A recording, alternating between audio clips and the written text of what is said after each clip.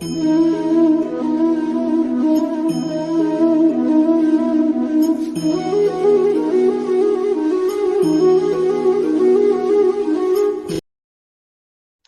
ഓം.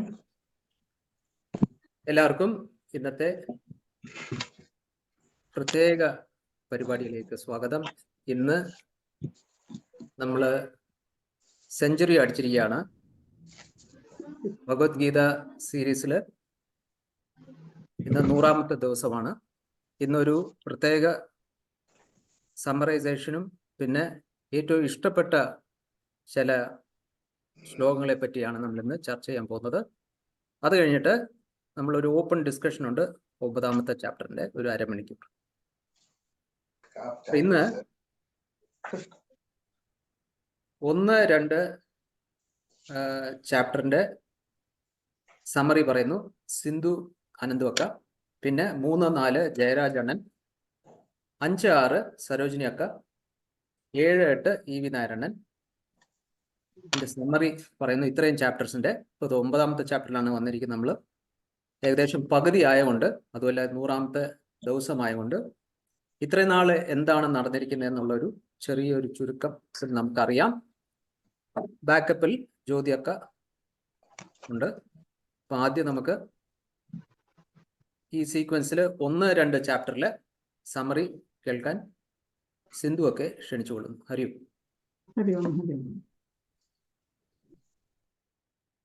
ഇത് അർജുന വിഷാദയോഗം എന്നതാണല്ലോ ആദ്യത്തെ അധ്യായം. അപ്പോൾ ഈ 18 അധ്യായങ്ങളുടെ പേരിലും യോഗം എന്ന വാക്കുണ്ട്. യോഗം എന്നാൽ ചേർന്ന് നിൽക്കുന്നത് അല്ലെങ്കിൽ ചേരുക എന്നതാണ്. അപ്പൊ ഇവിടെ നമ്മുടെ മനസ്സിനെ ഭഗവാനിലേക്ക് ചേർത്ത് വെക്കാനുള്ള പലതരം മാർഗങ്ങളെ കുറിച്ചാണ് ഭഗവത്ഗീത നമ്മളോട് പറയുന്നത്. ഇത് ഓരോ അധ്യായമായിട്ടാണ്. ആദ്യത്തെ അധ്യായമായ വിഷാദയോഗം, ആ വിഷാദം പോലും പിന്നീട് ഭഗവാനിൽ മനസ്സ് വെച്ചുകൊണ്ടുള്ള ഒരു യോഗത്തിലേക്ക് അർജുനനെ എത്തിച്ചു എന്നുള്ളതാണ്. എങ്ങനെയാണ് ആ വിഷാദം യോഗമായി തീരുന്നത്? വിഷാദത്തിലൂടെ ഭഗവാനിൽ മനസ്സ് വെക്കാൻ സാധിക്കുന്നത് എങ്ങനെയാണ്? അതാണ് ഈ ആദ്യത്തെ അധ്യായത്തിൽ പറയുന്നത്. തൻ്റെ എല്ലാ ദുഃഖങ്ങളും ഒരു സുഹൃത്തിനോടെന്ന പോലെ തുറന്നു പറഞ്ഞത് ഭഗവാനോടാണ്. അങ്ങനെ ഭഗവാനിൽ നിന്ന് കൃത്യമായ ഒരു മാർഗനിർദ്ദേശം ലഭിക്കുന്നു അർജുനന്. അങ്ങനെയാണ് അത് ഭഗവാനിൽ മനസ്സ് വെച്ചുകൊണ്ടുള്ള ഒരു യോഗമായത്. അത് നമ്മളും പരിശീലിക്കണം എന്നതാണ്. ദുഃഖം വരുമ്പോൾ മാത്രം നമ്മൾ ചോദിക്കും, ദൈവമേ എനിക്ക് എന്താണ് ഇങ്ങനെ എന്ന്. അപ്പോൾ അങ്ങനെയല്ലാതെ എപ്പോഴും നമ്മൾ ഭഗവാനിൽ ഒരു എന്താ പറയുക, മനസ്സ് വെച്ച് ചെയ്താൽ എല്ലാം നല്ലതിനായിരിക്കും നടക്കും. തൻ്റെ എല്ലാ ദുഃഖങ്ങളും ഒരു സുഹൃത്തിനോടൊന്ന പോലെ തുറന്നു പറഞ്ഞ് ഭഗവാനിൽ നിന്ന് കൃത്യമായ ഒരു മാർഗനിർദ്ദേശം ലഭിക്കുന്നു. അങ്ങനെയാണ് അത് വന്നത്. പക്ഷേ സുഖവും ദുഃഖവും എല്ലാം അടുത്തൊരു ബന്ധുവിനോടോ സുഹൃത്തിനോടോ എന്ന പോലെ ഭഗവാനോട് പങ്കിടുന്ന ഒരു ശീലം നമ്മൾ ജീവിതത്തിൽ കൊണ്ടുവരണം. കാരണം അദ്ദേഹത്തിന് അറിയാം അടുത്ത നിമിഷത്തിൽ എന്ത് സംഭവിക്കാൻ പോകുന്നു എന്ന്. അപ്പോൾ അദ്ദേഹത്തിൽ നിന്ന് കൃത്യമായ മാർഗനിർദ്ദേശം കിട്ടുക തന്നെ ചെയ്യും എന്നുള്ളതാണ്. ഇങ്ങനെ ഒരു ശീലം അർജുനൻ ഉണ്ടാക്കിയെടുത്തത് കൊണ്ടാണ് ആ വിഷാദം പോലും അദ്ദേഹത്തിന് ഒരു യോഗമായി തീർന്നത്. ഇതാണ് ഗീതയിലെ ആദ്യത്തെ പാഠം. ഇങ്ങനെ അധ്യായങ്ങളായിട്ട് തിരിച്ചത് വേദവ്യാസനല്ല, പിന്നീട് വന്ന വ്യാഖ്യാതാക്കളാണ് എന്നാണ് പറയുന്നത്. ഇങ്ങനെ ഗീത ഉപദേശിക്കാനുള്ള സാഹചര്യം എന്താണ് എന്നതാണ് ആദ്യത്തെ അധ്യായത്തിൽ പറയുന്നത്. യുദ്ധം അടുക്കുംതോറും ധൃതരാഷ്ട്രർക്ക് ഉറക്കമില്ലായ്മയും പരിഭ്രാന്തിയും വർദ്ധിച്ചുകൊണ്ടേയിരുന്നു എന്നാണ്. അദ്ദേഹത്തിന്റെ വിശ്വസ്ത മിത്രമായ സഞ്ജയനോട് ചോദിക്കുന്ന ചോദ്യം അതാണ് ആ ആദ്യത്തെ ശ്ലോകം തന്നെ. അങ്ങനെ ഹസ്തിനപുരിയിൽ എല്ലാവരും നേരിട്ടോ അല്ലാതെയോ യുദ്ധത്തിൽ പങ്കെടുക്കുന്നുണ്ട്, അന്ധനായ ധൃതരാഷ്ട്ര ഒഴിച്ച്. അദ്ദേഹത്തിന്റെ അച്ഛനായ വ്യാസൻ തന്റെ മകനോട് പറയുന്നുണ്ട്, നിനക്ക് യുദ്ധം കാണണം എന്നുണ്ടെങ്കിൽ ഞാൻ ദിവ്യദൃഷ്ടി നൽകാം എന്ന്. എന്നാൽ അത് നേരിട്ട് കാണാനുള്ള ശക്തി ഇല്ല, അത് പറഞ്ഞു കേട്ടാൽ മാത്രം മതി എന്നാണ് രാജാവ് പറഞ്ഞത്. അങ്ങനെ സഞ്ജയന് ദിവ്യദൃഷ്ടി കിട്ടുകയും അദ്ദേഹം അവിടെ നടക്കുന്നത് പറയുകയും ചെയ്യുന്നു. അപ്പോൾ രാജാവിന് ഈ ഗീതയൊന്നും വലിയ കാര്യമല്ലായിരുന്നു. കാരണം അദ്ദേഹം ഒരു തമോ ഗുണിയായ ശ്രോതാവായിരുന്നു. അപ്പോൾ അദ്ദേഹം ശരീരം കൊണ്ട് മാത്രമല്ല മനസ്സുകൊണ്ടും അന്ധനായിരുന്നു എന്നതാണ് നമ്മൾ ആദ്യത്തെ ശ്ലോകത്തിൽ തന്നെ നമ്മൾ മനസ്സിലാക്കേണ്ടത്. അപ്പോൾ നമ്മൾ എങ്ങനെ കേൾക്കണം? ധൃതരാഷ്ട്രർ കേട്ട മാതിരി നമ്മൾ ഭഗവത്ഗീത കേൾക്കണോ, അർജുനൻ കേട്ട മാതിരി നമ്മൾ ഭഗവത്ഗീത കേൾക്കണോ എന്നുള്ളത് നമ്മൾ തന്നെ അത് മനസ്സിലാക്കണം. ഇതിന് 3 ഘട്ടങ്ങളുണ്ട് എന്ന് പറയുന്നു. അതിലേക്ക് ഡീറ്റെയിൽ ആയിട്ട് പോകാൻ സമയമില്ല. ശ്രവണം, മനനം, നിധിധ്യാസം എന്നാണ്. അപ്പോൾ ശ്രവണം എന്നാൽ ശ്രദ്ധയോടെ കേൾക്കുക. ശ്രദ്ധ എന്ന് വെച്ചാൽ നമ്മൾ മലയാളത്തിൽ പറയുന്ന ശ്രദ്ധയല്ല. ആധ്യാത്മികമായ ഭാഷയിൽ പറയുമ്പോൾ അത് ആ പറയുന്ന ആളിലുള്ള ദൃഢമായ വിശ്വാസം, അദ്ദേഹത്തിന്റെ വാക്കുകളെയും വിശ്വസിക്കണം. ഭഗവാനാണ് പറയുന്നത്, ഇത് സത്യമായ വാക്കാണ്, ഞാൻ വേണ്ട വിധത്തിൽ ആചരിച്ചാൽ എനിക്ക് ഫലമുണ്ടാകും എന്ന ദൃഢമായ വിശ്വാസത്തോടെ നമ്മൾ പഠിക്കണം. അടുത്തത് സാഖ്യയോഗം. അത് 24 തത്വങ്ങളിലൂടെ പ്രകൃതിയെക്കുറിച്ച് പഠിക്കുന്നു. സംഖ്യ കൊണ്ട് കുറിക്കുന്ന പ്രകൃതിയെ അതാണ് സാഖ്യയോഗം എന്ന് പറയുന്നത് എന്നാണ് ചില പണ്ഡിതന്മാർ പറയുന്നത്. ഇവിടെ ജ്ഞാനയോഗത്തെ പറ്റിയും ജ്ഞാനയോഗം എന്നതാണ് സാഖ്യയോഗത്തെ പറ്റി കൊണ്ട് ഉദ്ദേശിക്കുന്നത്. ഇതിൽ ഈ 2ാമത്തെ അധ്യായം ഒരു സംക്ഷിപ്ത രൂപമാണ് എന്നാണ് പറയുന്നത്. കാരണം എല്ലാ യോഗത്തെ പറ്റിയും ഭഗവാൻ ഇതിൽ പറയുന്നുണ്ട്. ആദ്യത്തെ 10 ശ്ലോകം അർജുനന്റെ മാനസികാവസ്ഥയെ കുറിച്ച് പറയുന്നു.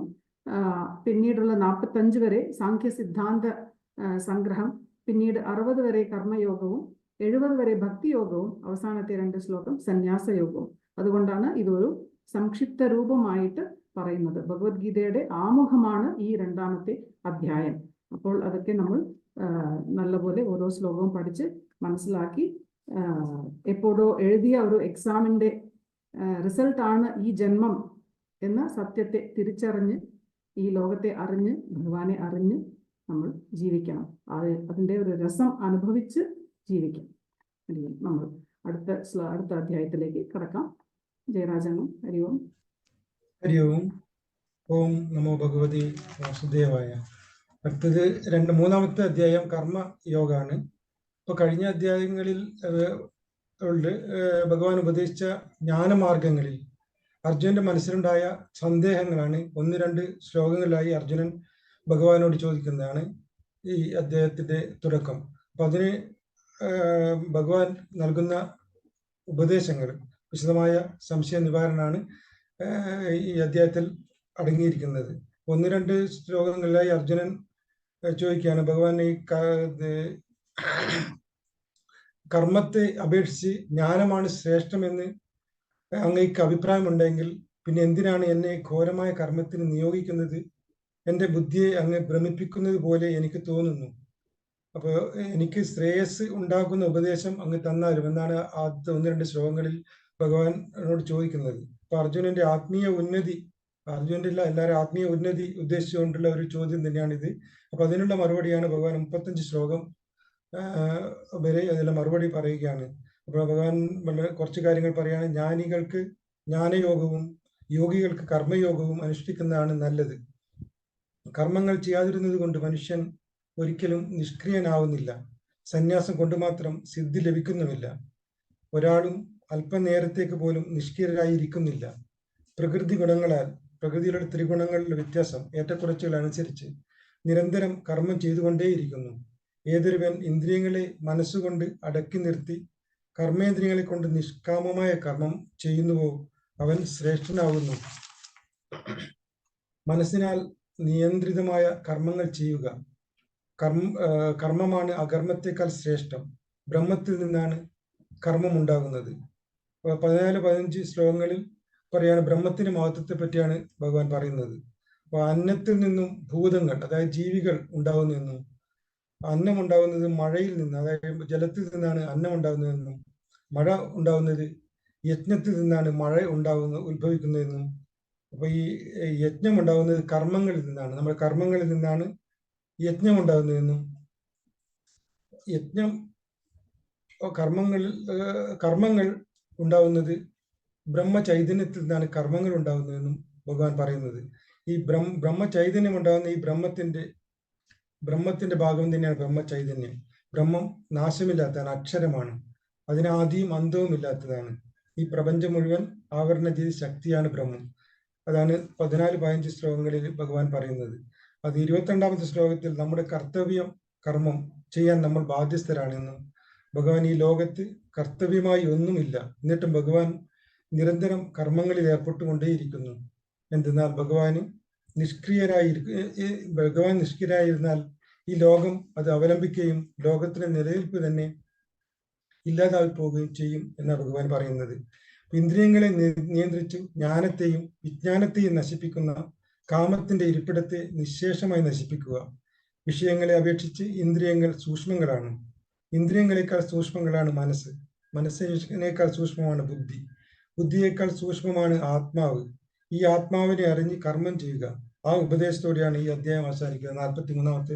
42, 43 ശ്ലോകങ്ങളിൽ ഉള്ള വാക്കുകളാണിത്. അപ്പൊ അടുത്തത് 4-ാമത്തെ അധ്യായം ജ്ഞാനകർമ്മ സന്യാസ യോഗമാണ്. ഈ അധ്യായത്തിൽ സാഖ്യ ബുദ്ധിയുടെയും ആത്മജ്ഞാനത്തെ പറ്റിയും കൂടുതലായി പ്രതിപാദിക്കുകയും കർത്തൃത്വം ആണ് കർമ്മത്തിന് കാരണമെന്ന ജ്ഞാനത്തെ പറ്റി പൂർണ്ണമായി അറിവ് ചിന്തിക്കുമ്പോൾ കർമ്മത്തെ സന്യസിക്കലാണ് ജ്ഞാനകർമ്മ സന്യാസം. വളരെ പ്രശസ്തമായ ശ്ലോകങ്ങൾ ഈ അധ്യായത്തിൽ അടങ്ങിയിട്ടുണ്ട്. ഈ ജ്ഞാനം, അതായത് ഈ ബ്രഹ്മത്തെ പറ്റിയുള്ള ജ്ഞാനം പണ്ട് ഭഗവാൻ വിവസ്വനായ ആദിത്യന് ഉപദേശിച്ചു കൊടുത്തിട്ടുള്ളതും ആദിത്യന് അത് മനുവിനും, മനു ഇക്ഷ്വാകുവിനും, പിന്നീട് അത് പരമ്പരാഗതമായി രാജർഷികൾ മനസ്സിലാക്കുകയും പരമ്പരാഗതമായി കൈമാറി വന്നിട്ടുള്ളതുമാണ്. എന്നാൽ കാലദൈർഘ്യത്താൽ അതിന്റെ പ്രഭാവം നഷ്ടപ്പെടുകയും അത് വിസ്മൃതിയിലായി പോവുകയും ചെയ്തിട്ടുള്ളതാണ്. അതുകൊണ്ട് വീണ്ടും ഭഗവാൻ തന്റെ ഭക്തനും തോഴനുമായ അർജുനന് ആ ശ്രേഷ്ഠമായ രഹസ്യമായ ആ ജ്ഞാനം ഉപദേശിച്ചു തരാം എന്ന് പറയുന്നതാണ് 1, 2, 3 ശ്ലോകങ്ങളിൽ പ്രതിപാദിച്ചിട്ടുള്ളത്. അപ്പോൾ അത് കേട്ടപ്പോൾ തന്നെ അർജുനന് സ്വാഭാവികമായും ഉണ്ടാകുന്ന സംശയമാണ്. ഭഗവാൻ ഉണ്ടായത് ഇപ്പൊ അടുത്ത കാലത്താണ്, പക്ഷെങ്കിൽ ആദിത്യൻ വളരെ മുമ്പേ തന്നെ ഉണ്ടായല്ലോ, അത് എനിക്ക് മനസ്സിലാവുന്നില്ല എന്ന് ഇതിന് മറുപടിയായാണ് പിന്നെ വരുന്ന ഭഗവാന്റെ ഉപദേശങ്ങൾ ഇതിൽ അടങ്ങിയിരിക്കുന്നത്. അപ്പൊ ഭഗവാൻ പറയാണ്, എനിക്കും നിനക്കും ധാരാളം ജന്മങ്ങൾ കഴിഞ്ഞു, അവയെല്ലാം എനിക്ക് ഓർമ്മയുണ്ട്, നിനക്കത് അറിഞ്ഞുകൂടാ. കാരണം ഭഗവാനാണ്, ബാക്കി എല്ലാവരും സാധാരണക്കാരാണ്. എപ്പോഴും ധർമ്മത്തിന് തളർച്ചയും അധർമ്മത്തിന് ഉയർച്ചയും സംഭവിക്കുന്നുവോ അപ്പോഴെല്ലാം ഞാൻ സ്വയം അവതരിക്കുന്നുവെന്നും സജ്ജനങ്ങളുടെ സംരക്ഷണത്തിനും ദുഷ്ടന്മാരുടെ സംഹാരത്തിനും ധർമ്മം നിലനിർത്തുന്നതിനു വേണ്ടി യുഗംതോറും ഞാൻ അവതരിക്കുന്നുവെന്ന് ഭഗവാൻ പറയുന്നു. ഈ ദിവ്യമായ ജന്മവും കർമ്മവും ആരൊക്കെ മനസ്സിലാക്കുന്നുവോ അവർ രാഗം, ഭയം, കോപം എന്നീ ഭാവങ്ങൾ വിട്ടൊഴിഞ്ഞ് ഭഗവൻ ഭക്തരും ജ്ഞാനമാകുന്ന തപസ്സുകൊണ്ട് പരിശുദ്ധരായി ഭഗവാനെ പ്രാപിക്കുന്നു എന്നാണ് ഭഗവാൻ പറയുന്നത്. 13-ാം അധ്യായത്തിൽ 13-ാം ശ്ലോകത്തിൽ ഗുണകർമ്മത്തെയും സ്വഭാവത്തെയും അനുസരിച്ച് മനുഷ്യരെ 4ആയി തിരിച്ച് ചാതുർവർണ്ണം സൃഷ്ടിച്ചത് ഞാനാണ് എന്ന് ഭഗവാൻ പറയുന്നു. 18-ാമത്തെ ശ്ലോകത്തിൽ കർമ്മത്തിൽ അകർമ്മവും അകർമ്മത്തിൽ കർമ്മവും ആർ കാണുന്നുവോ അവനാണ് മനുഷ്യൻ വെച്ച് ബുദ്ധിമാൻ, അവനാണ് യോഗിയും സമ്പൂർണ്ണ കർമ്മം അനുഷ്ഠിക്കുന്നവരും. തുടർന്ന് 20, 21 ശ്ലോകങ്ങളിൽ കർമ്മഫലത്തിലുള്ള ആസക്തി വെടിഞ്ഞ് നിത്യതൃപ്തനായി ഒന്നിനെയും ആശ്രയിക്കാതിരിക്കുന്നവൻ കർമ്മത്തിൽ ഏർപ്പെട്ടിരുന്നാലും അവൻ ഒന്നും ചെയ്യുന്നില്ല എന്നും, അഭിലാഷങ്ങളില്ലാതെ മനോനിയന്ത്രണത്തോടെ എല്ലാ ബന്ധങ്ങളും നിശേഷം കൈവിട്ട് ശരീരം കൊണ്ട് മാത്രമുള്ള പ്രവൃത്തി ചെയ്യുന്നവൻ പാപം നേടുന്നില്ല എന്ന് ഭഗവാൻ പറയുന്നു. 31, 32 ശ്ലോകങ്ങളിൽ യജ്ഞം ചെയ്യാത്തവന് ഈ ലോകം തന്നെ ഇല്ല, യജ്ഞങ്ങൾ ബ്രഹ്മത്തിന്റെ മുഖത്ത് നിന്ന് വന്നിട്ടുള്ളതാണ്, അവ കർമ്മത്തിൽ നിന്ന് ഉളവായതാണ് എന്നും അറിയുക എന്ന് പറയുന്നു. ഈ 38-ാമത്തെ ശ്ലോകത്തിൽ ഈ ലോകത്തിൽ ജ്ഞാനം പോലെ പവിത്രമായി ഒന്നും അറിയപ്പെടുന്നില്ല, ജ്ഞാനം നേടിയാൽ പരമായ ശാന്തി പ്രാപിക്കുമെന്നും പറയുന്നു. 41 ശ്ലോകത്തിൽ ഈ യോഗത്താൽ കർമ്മബന്ധ ഫലങ്ങൾ ഉപേക്ഷിച്ചവരും ജ്ഞാനം കൊണ്ട് സംശയങ്ങൾ നിശേഷം തീർന്നവനും ആത്മനിഷ്ഠരുമായവനെ കർമ്മങ്ങൾ ഒരു വിധത്തിലും ബാധിക്കുന്നില്ല എന്ന് സൂചിക്കുന്നു. 41 ശ്ലോകങ്ങളാണ് ഇതിലുള്ളത്. ഈ അധ്യായത്തിൽ ആത്മജ്ഞാനത്തിന്റെയും കർമ്മബന്ധങ്ങളെ പറ്റിയാണ് കൂടുതലായി വിശദീകരിച്ചിട്ടുള്ളത്. അതോടുകൂടിയാണ് ഈ അധ്യായം അവസാനിക്കുന്നത്. ഹരിയോം. അടുത്തത് 5-ാം അധ്യായം. ഹരിയോം. അടുത്തത് 5-ാമത്തെ അധ്യായമാണ്. 5-ാമത്തെ അധ്യായം കർമ്മ സന്യാസ യോഗമാണ്. കർമ്മ സന്യാസ യോഗത്തില് ഭഗവാൻ കർമ്മ സന്യാസത്തെ പറ്റിയാണ് ഉപദേശിക്കുന്നത്. അപ്പോ അർജുനനൊരു സംശയം, അങ്ങ് കർമ്മയോഗത്തെ പറ്റിയും കഴിഞ്ഞ അധ്യായത്തിൽ കർമ്മയോഗത്തെ പറ്റി ഉപദേശിച്ചു, ഇപ്പോൾ കർമ്മ സന്യാസത്തെ പറ്റി പറയുന്നു. ഇത് രണ്ടും കൂടി ഒരാൾക്ക് ചെയ്യാൻ പറ്റുമോ? അഥവാ ഇത് രണ്ടും ചെയ്യുന്നില്ല, ഏതെങ്കിലും ഒരെണ്ണാണ് ചെയ്യുന്നത് എങ്കിൽ ഏതാണ് ശ്രേയസ്കരമായിട്ടുള്ളത്, ഏതാണ് അനുഷ്ഠിക്കേണ്ടത് എന്ന് അർജുനന് സംശയം. അപ്പോ അതിനെല്ലാം മറുപടിയായിട്ട് ഭഗവാൻ പറയുകയാണ്, കർമ്മ സന്യാസം എന്ന് പറഞ്ഞാൽ കർമ്മത്തെ ഉപേക്ഷിച്ച് സന്യാസം സ്വീകരിക്കുക, സന്യാസത്തിലൂടെ മോക്ഷത്തെ പ്രാപിക്കുക. അതേസമയം കർമ്മയോഗം എന്ന് പറയുമ്പോൾ കർമ്മത്തിൽ കൂടി കർമ്മം ചെയ്ത് മോക്ഷത്തെ പ്രാപിക്കുക. കർമ്മം ആണ് അവിടെ പ്രധാനമായിട്ടുള്ളത്. അപ്പൊ കർമാനുഷ്ഠാനം അതാണ് കർമ്മയോഗത്തിൽ പറഞ്ഞിട്ടുള്ളത്. ഇതിൽ കൂടുതൽ മഹത്തരം ഏതാണ്, കൂടുതൽ ശ്രേഷ്ഠമായതാണ് എന്ന് ചോദിച്ചാൽ കർമ്മയോഗം തന്നെയാണ് കൂടുതൽ ശ്രേയസ്കരമായിട്ടുള്ളത്. കർമ്മസന്യാസവും കർമ്മയോഗവും രണ്ടും മോക്ഷദായകങ്ങളാണ്. എന്നാൽ കൂടുതൽ മഹത്തരമായിട്ടുള്ളത് കർമ്മയോഗം തന്നെയാണ്. ഒന്നിലും ഒരു കാംക്ഷയുമില്ലാതെ, ആരിലും രാഗദ്വേഷാദികളൊന്നും കൂടാതെ, ശീതോഷ്ണങ്ങളോ സുഖദുഃഖങ്ങളോ എല്ലാം തുല്യ ഭാവനയിൽ തുല്യമായിട്ട് കരുതി ജീവിക്കുന്നവൻ കർമ്മസന്യാസിയാണ്. എന്നാൽ കർമ്മയോഗികൾ അവരുടെ ജീവചര്യയിൽ ഈ കർമ്മസന്യാസം കൂടി പെടുത്തുന്നു. അവര് കർമ്മം അനുഷ്ഠിക്കുന്നതോടൊപ്പം ഈ കർമ്മസന്യാസം കൂടി അവരുടെ ജീവിതത്തിൽ അവര് അനുഷ്ഠിക്കുന്നുണ്ട്. അതുകൊണ്ട് കർമ്മയോഗികൾക്ക് കർമ്മസന്യാസ യോഗികൾക്ക് മോക്ഷത്തെ പ്രാപിക്കാൻ വളരെ പ്രയാസമാണ്. അതേസമയം കർമ്മയോഗത്തെ അനുഷ്ഠിക്കുന്നവന് വളരെ എളുപ്പത്തിൽ കർമ്മസന്യാസം കൂടി അവരുടെ അനുഷ്ഠാനത്തിൽ ഉള്ളത് കൊണ്ട് അവർക്ക് പെട്ടെന്ന് മോക്ഷത്തെ പ്രാപിക്കാനായിട്ട് സാധിക്കും. പരമാർത്ഥ തത്വബോധം വന്ന കർമ്മയോഗി തന്റെ ഇന്ദ്രിയങ്ങൾ അവരുടെ വഴിക്ക് വിടും. ഇന്ദ്രിയങ്ങൾ അവരുടെ ഓരോ ജോലികളും ചെയ്തുകൊണ്ടിരിക്കും. പക്ഷെ ആ ജോലികളൊന്നും ഈ കർമ്മയോഗി അവരുടെ മനസ്സ് ഇതൊന്നും അറിയുന്നില്ല. എല്ലാം കർമ്മയോഗി എങ്ങനെയാണ്, അത് ഒരു കാര്യം കേൾക്കുമ്പോഴും കാണുമ്പോഴും മണക്കുമ്പോഴും സ്പർശിക്കുമ്പോഴും നടക്കുകയോ നിൽക്കുകയോ ചെയ്യുമ്പോഴും ഇരിക്കുമ്പോഴും സംസാരിക്കുമ്പോഴും ഉറങ്ങുമ്പോഴും ശ്വാസോച്ഛ്വാസങ്ങൾ ചെയ്യുമ്പോഴും എന്ന് വേണ്ട എന്ത് കർമ്മം ചെയ്യുന്നുവോ അതിന്റെ ഇന്ദ്രിയങ്ങൾ അങ്ങനെ ചെയ്യുന്നു. പക്ഷെ യോഗി ഇതൊന്നും അറിയുന്നതേയില്ല. ആ ഓരോ കാര്യങ്ങൾ അതങ്ങനെ അതിന്റെ വഴിക്ക് നടന്നുകൊണ്ടേയിരിക്കും. കർമ്മയോഗി ഇതൊന്നും അറിയുന്നതേയില്ല. ഇതിൽ അവർക്ക് യാതൊരു പങ്കും ഇല്ല. അതായത് അവരുടെ ബുദ്ധി ഇതിലൊന്നും വ്യാപരിക്കുന്നില്ല. ഫലത്തിലുള്ള സർവ ആസക്തിയും വെടിഞ്ഞ് ഇന്ദ്രിയങ്ങളെ മറന്ന് ആത്മശുദ്ധിക്ക് വേണ്ടി കർമ്മങ്ങൾ അനുഷ്ഠിക്കുന്നു ഒരു കർമ്മയോഗി. ഇന്ദ്രിയങ്ങളെയും ശരീരത്തെയും സംബന്ധിച്ചുള്ള ഏത് വിഷയങ്ങളെയും മനസ്സാ ത്യജിച്ച് ദൃഷ്ടികളെ ഭൂമധ്യത്തിൽ തന്നെ നിർത്തി പ്രാണവായുവിനെയും അപാനവായുവിനെയും, അതായത് ശ്വാസത്തെയും ഉച്ഛ്വാസത്തെയും സമമായി സഞ്ചരിപ്പിച്ച് സർവേന്ദ്രിയങ്ങളെയും മനസ്സിനെയും ബുദ്ധിയെയും സംയമനം ചെയ്ത് ഭയകോപാദികളെ വെടിഞ്ഞ് ചിത്തത്തെ ഏകാഗ്രമാക്കി മോക്ഷ തൽപരനായി പ്രവർത്തിക്കുന്നവൻ ജീവിച്ചിരിക്കുമ്പോഴും മരണശേഷവും മുക്തനാണ്. അതായത് മോക്ഷം പ്രാപിച്ചവൻ തന്നെയാണ്.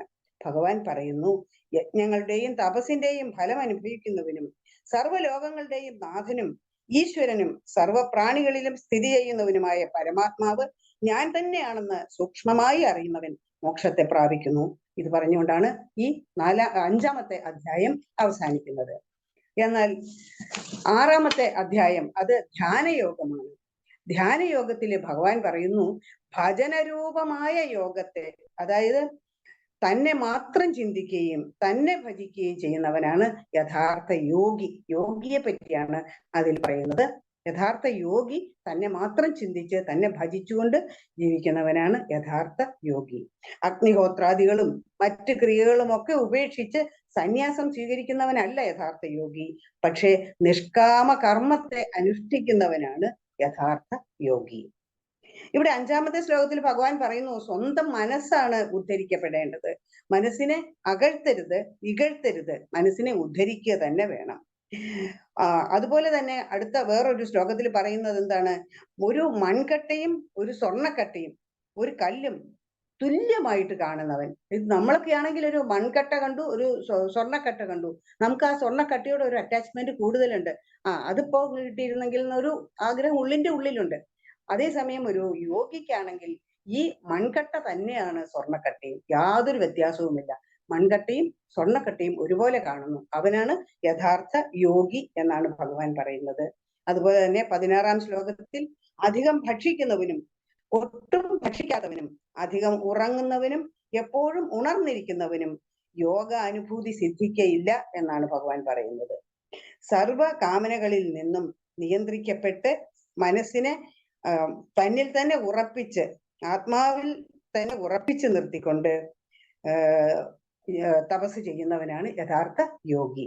കാറ്റില്ലാത്തിടത്ത് കത്തിച്ചു വച്ചിരിക്കുന്ന ഒരു വിളക്ക് എപ്രകാരം ചലിക്കാതെ അചഞ്ചലമായിട്ടിരിക്കുന്നുവോ അപ്രകാരമായിരിക്കണം ഒരു യോഗിയുടെ മനസ്സ്. ചഞ്ചലവും അസ്ഥിരവുമായ മനസ്സ് ബാഹ്യ വിഷയങ്ങൾ ഏതേത് വിഷയത്തിൽ എത്തുന്നുവോ അതിൽ നിന്നെല്ലാം അതിനെ നിയന്ത്രിച്ച് ആത്മാവിൽ തന്നെ ഉറപ്പിച്ചു നിർത്തണം ഒരു കർമ്മയോഗി.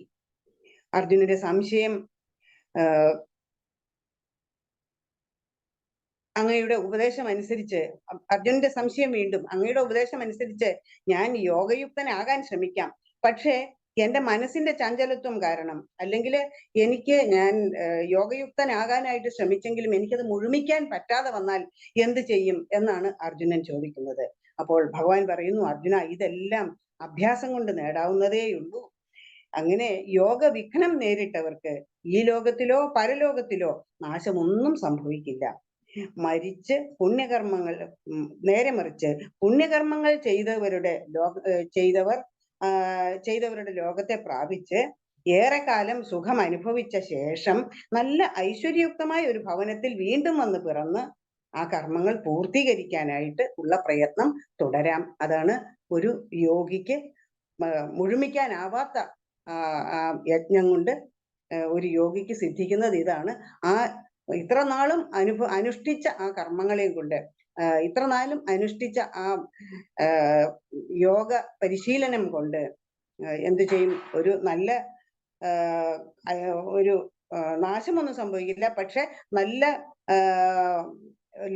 ലോകത്ത് പ്രാപിച്ചിട്ട്, നല്ല ലോകത്ത് പോയി കുറെ നാള് ജീവിച്ചിട്ട്, അതായത് സ്വർലോകത്തില് കൂടുതൽ നാള് ജീവിച്ചിട്ട് വീണ്ടും തിരിച്ചു വന്ന് ആ ചെയ്തതിന്റെ ബാക്കി ചെയ്യാനായിട്ട് ഏതെങ്കിലും നല്ല ഒരു ഭവനത്തിൽ വന്ന് പിറന്ന് ആ കർമ്മങ്ങൾ പൂർത്തിയാക്കാനായിട്ട് സാധിക്കാം. അങ്ങനെ തികഞ്ഞ ഭക്തിയോടുകൂടി ആരാണോ എന്നിൽ മാത്രം മനസ്സുറപ്പിച്ച് എന്നെ മാത്രം ഭജിക്കുന്നത് അവനാണ് ശ്രേഷ്ഠനായ യോഗി എന്ന് പറഞ്ഞ് ഭഗവാൻ ഈ ഒരു അധ്യായം അവസാനിപ്പിക്കുന്നു.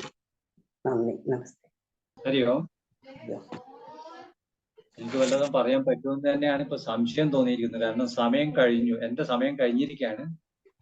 ഏതായാലും കുറച്ചു നേരം നിങ്ങൾ ക്ഷമിച്ചിരിക്കുമെന്ന് വിശ്വസിക്കുന്നു. ഭഗവത്ഗീതയെ പറ്റിയിട്ട് വളരെ ഗഹനമായിട്ട് പഠിച്ചവര് പറയുന്ന ഒരു കാര്യം എന്താന്ന് വെച്ച് കഴിഞ്ഞാല്, ഈ ആദ്യത്തെ 6 ശ്ലോകങ്ങളും പിന്നെ വരുന്ന 6 ശ്ലോകങ്ങളും മൂന്നാമത് വരുന്ന 6 ശ്ലോകങ്ങളും കൂടെ 3 ഭാഗമായിട്ട് തിരിക്കാൻ, വളരെ കൃത്യമായിട്ട് തിരിക്കാന്നാണ് പറയുന്നത്.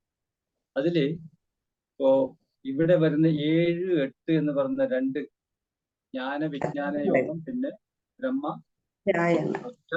അക്ഷര ബ്രഹ്മയോഗം എന്ന 2 അധ്യായങ്ങൾ.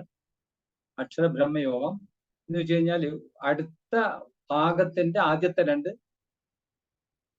ചാപ്റ്റേഴ്സ് ആണ്. അതുകൊണ്ട് തന്നെ അതിന്റെ പ്രത്യേകത എന്താണെന്ന് വെച്ച് കഴിഞ്ഞാൽ, ഈ വേദവാക്യം അല്ലെങ്കിൽ ഉപദേശവാക്യം എന്ന് പറയുന്ന തത്വമസി എന്നുള്ള ഒരു പ്രയോഗമുണ്ട്.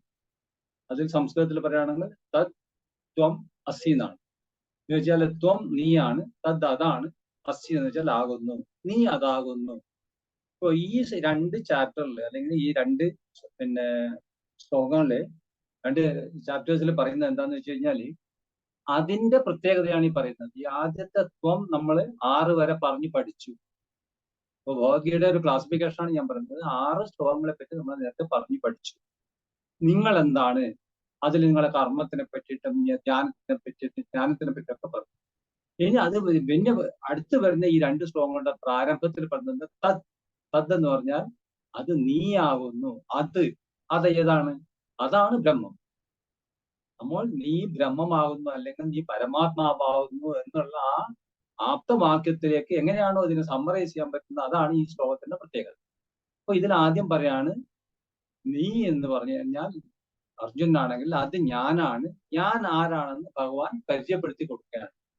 ഭഗവാൻ പറയാണ്, ഞാൻ സർവജ്ഞനാണ്, സർവവ്യാപിയാണ്, സർവശക്തിയാണ്. ഞാൻ എൻ്റെ ഒരു പ്രതലം അല്ലെങ്കിൽ ലെവൽ ഒന്ന് വേറെ തന്നെയാണ്. നീ ഇതിനെ മനസ്സിലാക്കുക അർജുന. അർജുന ഇപ്പൊ കുറേശ്ശെയായിട്ട് ഇങ്ങനെ ആധ്യാത്മികമായിട്ടുള്ള കാര്യങ്ങളൊക്കെ പഠിച്ചു വരുന്നുണ്ട്. ആദ്യം വിഷാദത്തിൽ ഒന്നും അറിയാത്തൊരു ആളായിരുന്നു. ഇപ്പോഴേ കുറച്ചൊക്കെ ചോദിക്കാനുള്ള അർഹത അർജുനൻ നേടിയിട്ടുണ്ട്. അപ്പോൾ കൃഷ്ണൻ പറഞ്ഞു കൊടുക്കുകയാണ്, ഇനി ഞാൻ എന്നെ പരിചയപ്പെടുത്താം. അങ്ങനെയുള്ള സ്ഥലത്ത് കൃഷ്ണൻ പറയാണ് ഞാൻ ആരാണ്. അതിനുശേഷം കൃഷ്ണൻ പറയാണ്, വളരെ ചുരുക്കി പറയാണ്, കാരണം സമയക്കുറവുകൊണ്ട് പറയാണ്. കൃഷ്ണൻ പറയാണ്, ആരാണ് എന്റെ ഭക്തന്മാര്, ആരാണ് എന്നെ ആരാധിക്കാത്തവര്. ഇങ്ങനെ 4 തരം ആൾക്കാരെ പറ്റിയിട്ട് അവിടെ പറയുന്നുണ്ട്. അതിലെന്താ പറയുന്നത് പറഞ്ഞാൽ, നമാം ദുഷ്കൃതനോ മൂഢ പ്രബന്ധിയെ നരാധമ എന്ന് വെച്ച് കഴിഞ്ഞാല്, ദുഷ്പ്രവർത്തി ചെയ്യുന്നവനും മോഹാന്തന്മാരും മൂഢന്മാരും എന്നെ അറിയുന്നില്ല. അതേ സമയത്ത് ദുഃഖിക്കുന്നവൻ, ജ്ഞാനേച്ഛു അറിവ് ആഗ്രഹിക്കുന്നവൻ, പിന്നെ സമ്പത്ത് ആഗ്രഹിക്കുന്നവൻ, ജ്ഞാനി, ഈ 4 പേർ എന്നെ അറിയുന്നു. ഇത് വളരെ ചുരുക്കി പറയാണ്. ഇപ്പൊ ഈ ഇങ്ങനെയുള്ള 4 ക്വാളിറ്റീസ് ഉള്ള ആൾക്കാരാണ് ഒന്ന് ഭഗവാനെ അറിയുന്നവരും ഭഗവാനെ അറിയാത്തവരും. അതിനുശേഷം പറയാണ്, പിന്നെ ഈ കാരണം എന്തെങ്കിലും ഒരു കാരണം കൊണ്ട്, അത് പല കാരണങ്ങളാകാം, ഭൗതികമായ മോഹങ്ങളാകാം, ഡിസയേഴ്സ് എന്ന് പറയുന്നത്, അതുകൊണ്ട് പലരും ഈ വഴി തെറ്റിയിട്ട് എന്നെ അറിയുന്നതിന് പകരം ദേവതമാരെ പൂജിക്കാൻ അല്ലെങ്കിൽ ആരാധിക്കാൻ ശ്രമിക്കുന്നു. അവിടെ വെച്ചിട്ട് വളരെ ഡിസ്റ്റിങ്ക്റ്റ് ആയിട്ടുള്ള ഒരു ക്ലാസിഫിക്കേഷനാണ് ഭഗവാൻ പറഞ്ഞു കൊടുക്കുന്നത്. അല്ലയോ അർജുന, എന്റെ സ്ഥലവും അല്ലെ എന്റെ പ്രതലവും ഞാനിരിക്കുന്ന ഇടവും മറ്റ് സാധാരണയുള്ള ദേവന്മാരുടെ ഇടമല്ല. അത് നീ മനസ്സിലാക്കണം. എന്ന് വെച്ച് കഴിഞ്ഞാൽ, ദേവന്മാരെ പൂജിക്കുന്നവർ ഒരു പ്രത്യേക കാരണത്തിന് വേണ്ടിയിട്ട് അല്ലെങ്കിൽ പല സാഫല്യത്തിന് വേണ്ടിയിട്ടാണ് അത് ചെയ്യുന്നത്. അവർ പരമമായ പരബ്രഹ്മത്തിലേക്ക് അല്ലെങ്കിൽ ദി അൾട്ടിമേറ്റ് ലെവലിലേക്ക് എത്താൻ പോകുന്നില്ല. അത് നീ മനസ്സിലാക്കണം.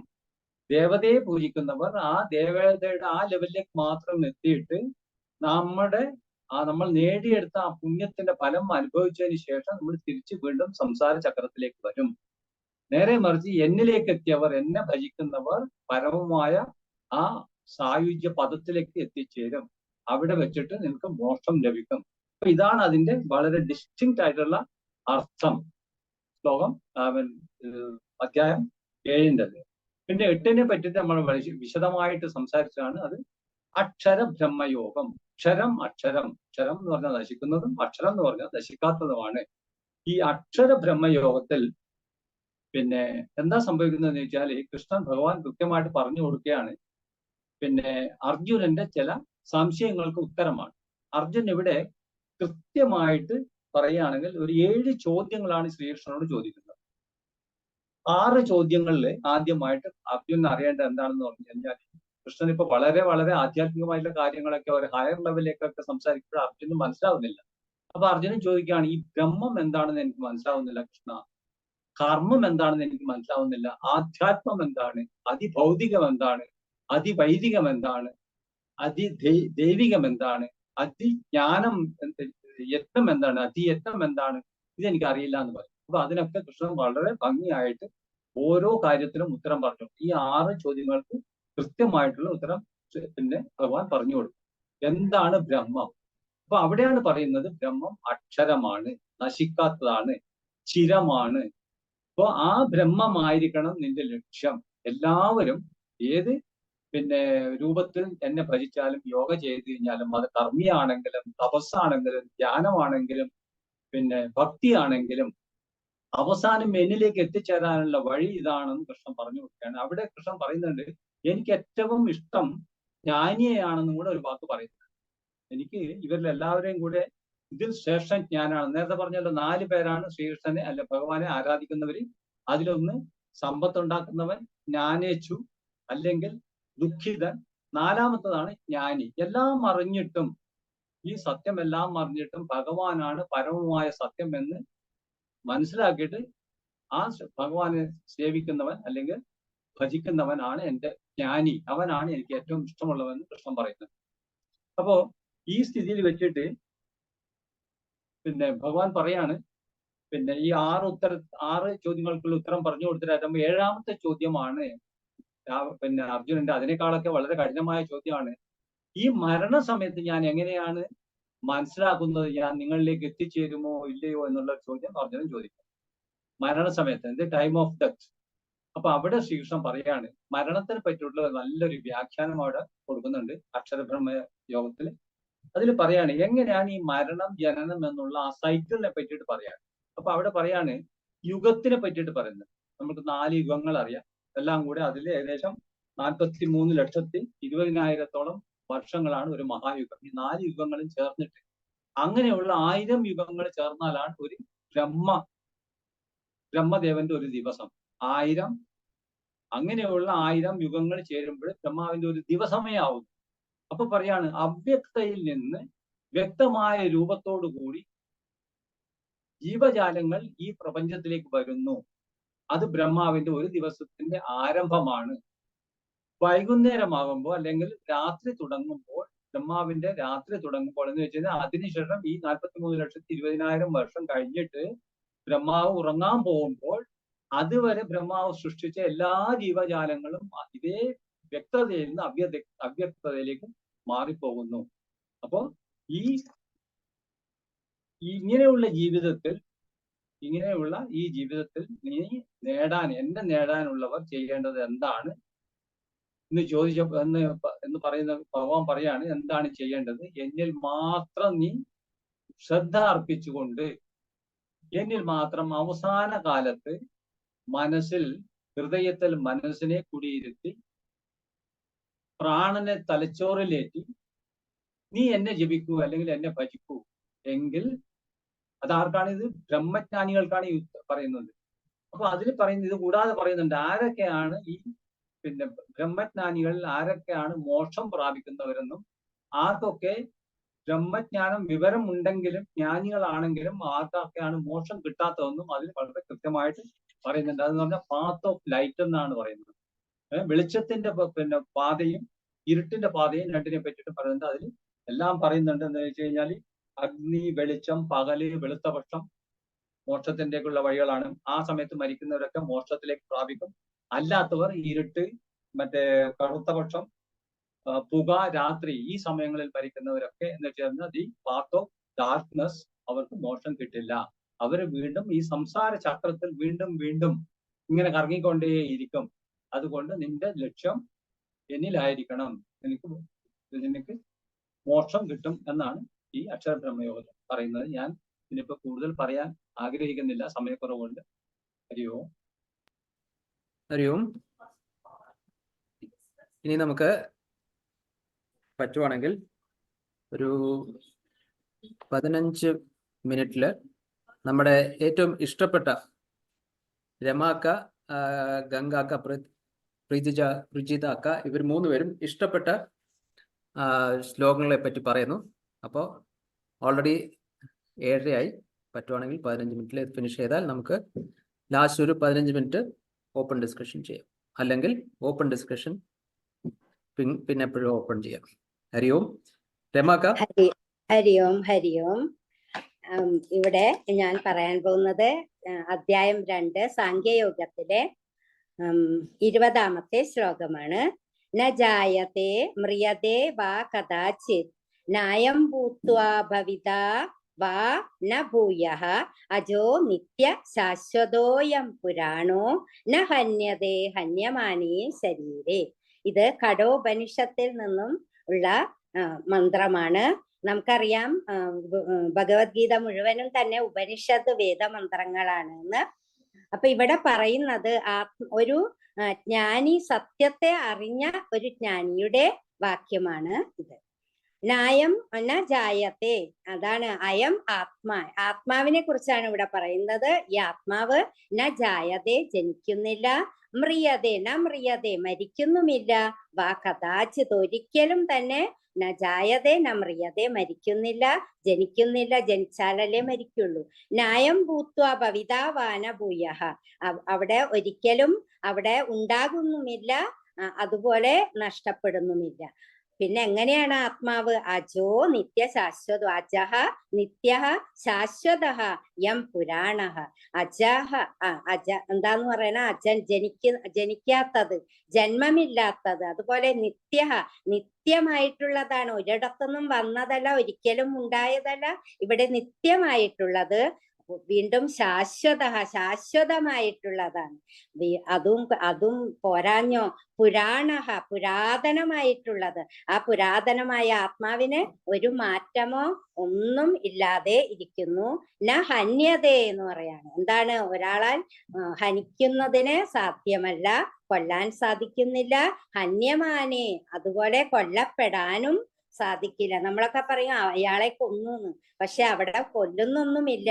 ആത്മാവിന് ഒരു ചാഞ്ചല്യവും ഉണ്ടാകുന്നില്ല. പിന്നെ ആരെയാണ്? ഈ ശരീരത്തിനെയാണ്. ഈ ശരീരം എവിടെ നിന്ന് വന്നാ? പഞ്ചഭൂതാത്മകമായ ശരീരം വന്നത് ഒരു ദിവസം ഉണ്ടാകുന്നു, പിന്നെ പോഷണം ഒക്കെ ആയി വളർന്ന് അത് കഴിഞ്ഞ് പിന്നെ ശോഷിച്ച് അത് വന്ന ഇടത്തേക്ക് തന്നെ കാലക്രമേണ അത് പോവുകയാണ് ചെയ്യുന്നത്. അപ്പൊ ഈ ശരീരം ശാശ്വതമല്ല. ആ ശരീരത്തില് ശാശ്വതമായ ആത്മാവ് ഇരിക്കുമ്പോൾ മാത്രമാണ് അത് പ്രകാശിച്ചു കൊണ്ടിരിക്കുന്നത്. പോയി കഴിഞ്ഞാൽ അത് ജഡമായി.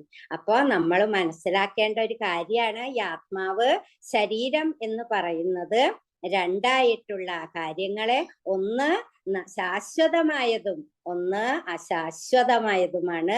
വന്നിടത്തേക്ക് തന്നെ പോകേണ്ട കാര്യമാണ്. അപ്പൊ ഈ ആത്മാവ് ഇരിക്കുന്നിടത്തോളം നമുക്ക് ധന്യമായിട്ടിരിക്കാം. അത് മനസ്സിലാക്കാൻ നമുക്ക് നമ്മൾ ആരാണെന്നും എന്താണെന്നുമുള്ള മനസ്സിലാക്കാനായിട്ടുള്ള ഒരു ശ്ലോകം കൂടിയാണ്. അതുകൊണ്ട് ഇത്ര 3 മിനിറ്റ് ആയി തോന്നുന്നു.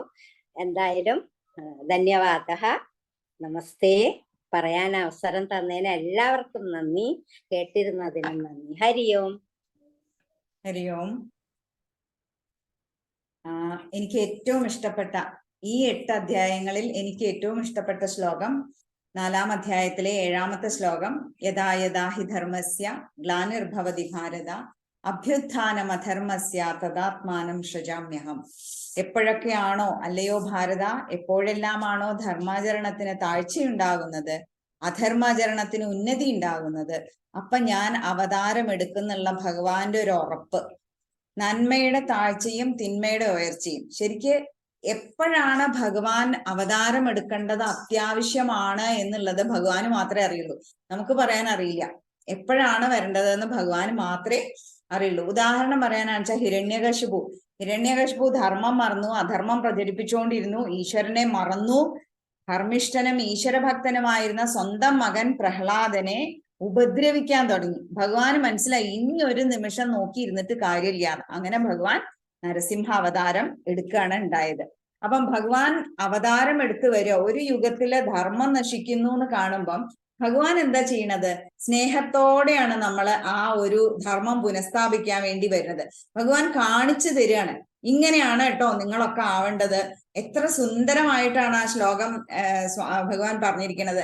അപ്പൊ നല്ല മനുഷ്യര് ക്രൂരമായിട്ട് ഭൂമിയില് കഷ്ടപ്പെടുകയും സംഘർഷം ഉണ്ടാവുകയൊക്കെ ചെയ്യുമ്പോ ഭഗവാൻ തന്നെ ആ ഒരു ഭൂമിദേവിയുടെ ഭാരം കുറയ്ക്കാൻ വേണ്ടിയിട്ട് ഭഗവാൻ വരികയാണ്. അപ്പൊ ആ അവതാരങ്ങൾ എങ്ങനെയാ വരിക?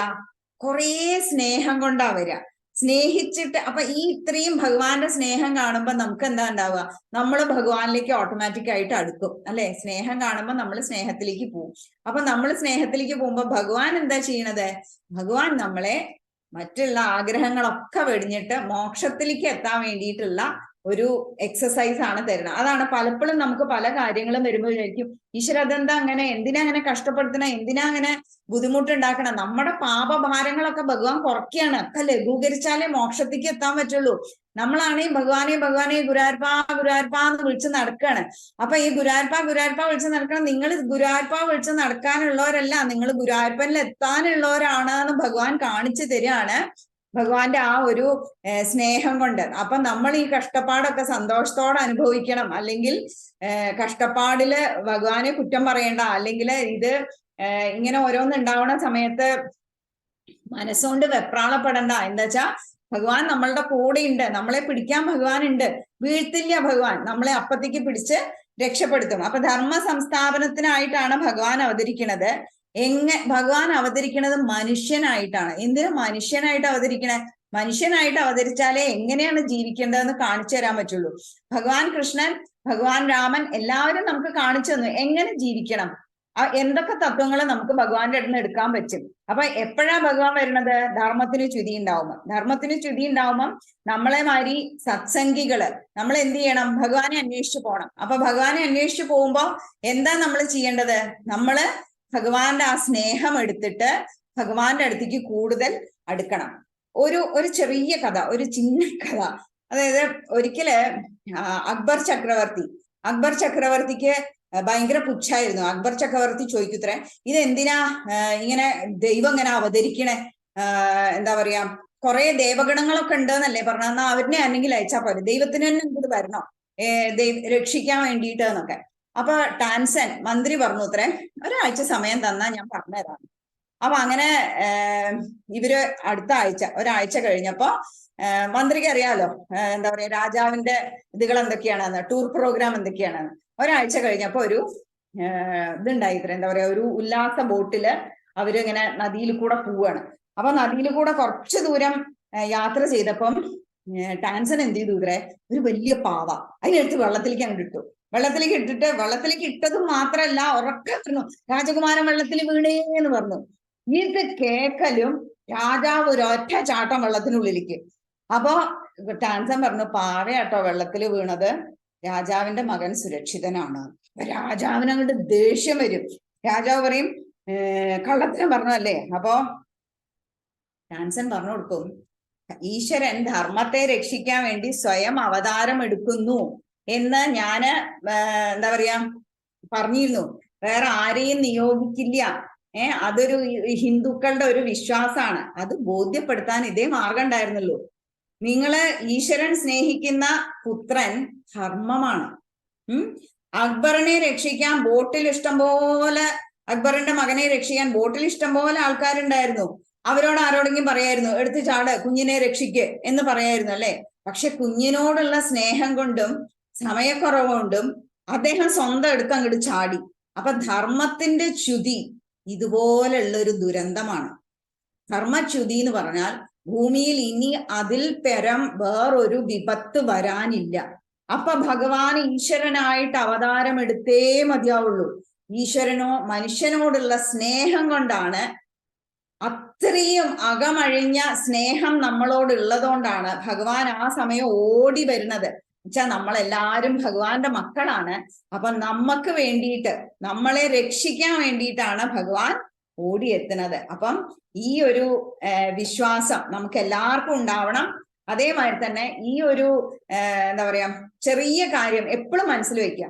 എന്ത് ബുദ്ധിമുട്ടുണ്ടായാലും, എന്ത് ചെറിയ കാര്യമോ വലിയ കാര്യമോ ആയാലും ഭഗവാൻ നമ്മളെ ഒരിക്കലും കൈവിടില്ല. ഇത് ഈ ഒരു ലോകത്തെ രക്ഷിക്കാൻ മാത്രമല്ല, ലോകം മുഴുക്കെ പരക്കെ വിശ്വസിക്കാൻ മാത്രമല്ല, നമ്മുടെ ഇൻഡിവിജ്വൽ ജീവിതത്തിലും ഇത് പ്രാവർത്തികമാണ്. അതായത് എപ്പോഴൊക്കെ നമുക്ക് ബുദ്ധിമുട്ടുണ്ടാവണോ അപ്പൊക്കെ നമ്മളെ രക്ഷിക്കാൻ വേണ്ടിയിട്ട് ഭഗവാൻ ഒരു കയറിട്ട് തരുന്നത്, അതും പിടിച്ച് കേറിക്കോ നീ രക്ഷപ്പെടും എന്ന് പറഞ്ഞിട്ട്. അപ്പം ഏറ്റവും ബ്യൂട്ടിഫുൾ ആയിട്ട് ഈ ഒരു 8 അധ്യായങ്ങളിൽ എനിക്ക് തോന്നിയത് ഈ ഒരു ശ്ലോകമാണ്. എല്ലാവരുടെ മുന്നിലും ഞാൻ എൻ്റെ വിനയപൂർവ്വം എൻ്റെ ഈ ഒരു സംസാരം സമർപ്പിക്കുകയാണ്. ഈ ഒരു അവസരം തന്നതിന് നന്ദി. ഹരി ഓം. ഹരി ഓം. അധ്യായം 7 ജ്ഞാനവിജ്ഞാന യോഗത്തിലെ 3-ാമത്തെ ശ്ലോകം, എൻ്റെ ഇഷ്ടപ്പെട്ട ശ്ലോകം. മനുഷ്യാനാം സഹസ്രേഷു കശ്ചിത് എതതി സിദ്ധയേ എതതാമപി സിദ്ധനാം കശ്ചിൻ മാം വേത്തി തത്വത. അതായത് ജ്ഞാനത്തിലൂടെ, അറിവിലൂടെ ഭഗവാൻ എന്ന പരമമായ സത്യം നമുക്ക് മനസ്സിലാക്കി തരികയാണ്.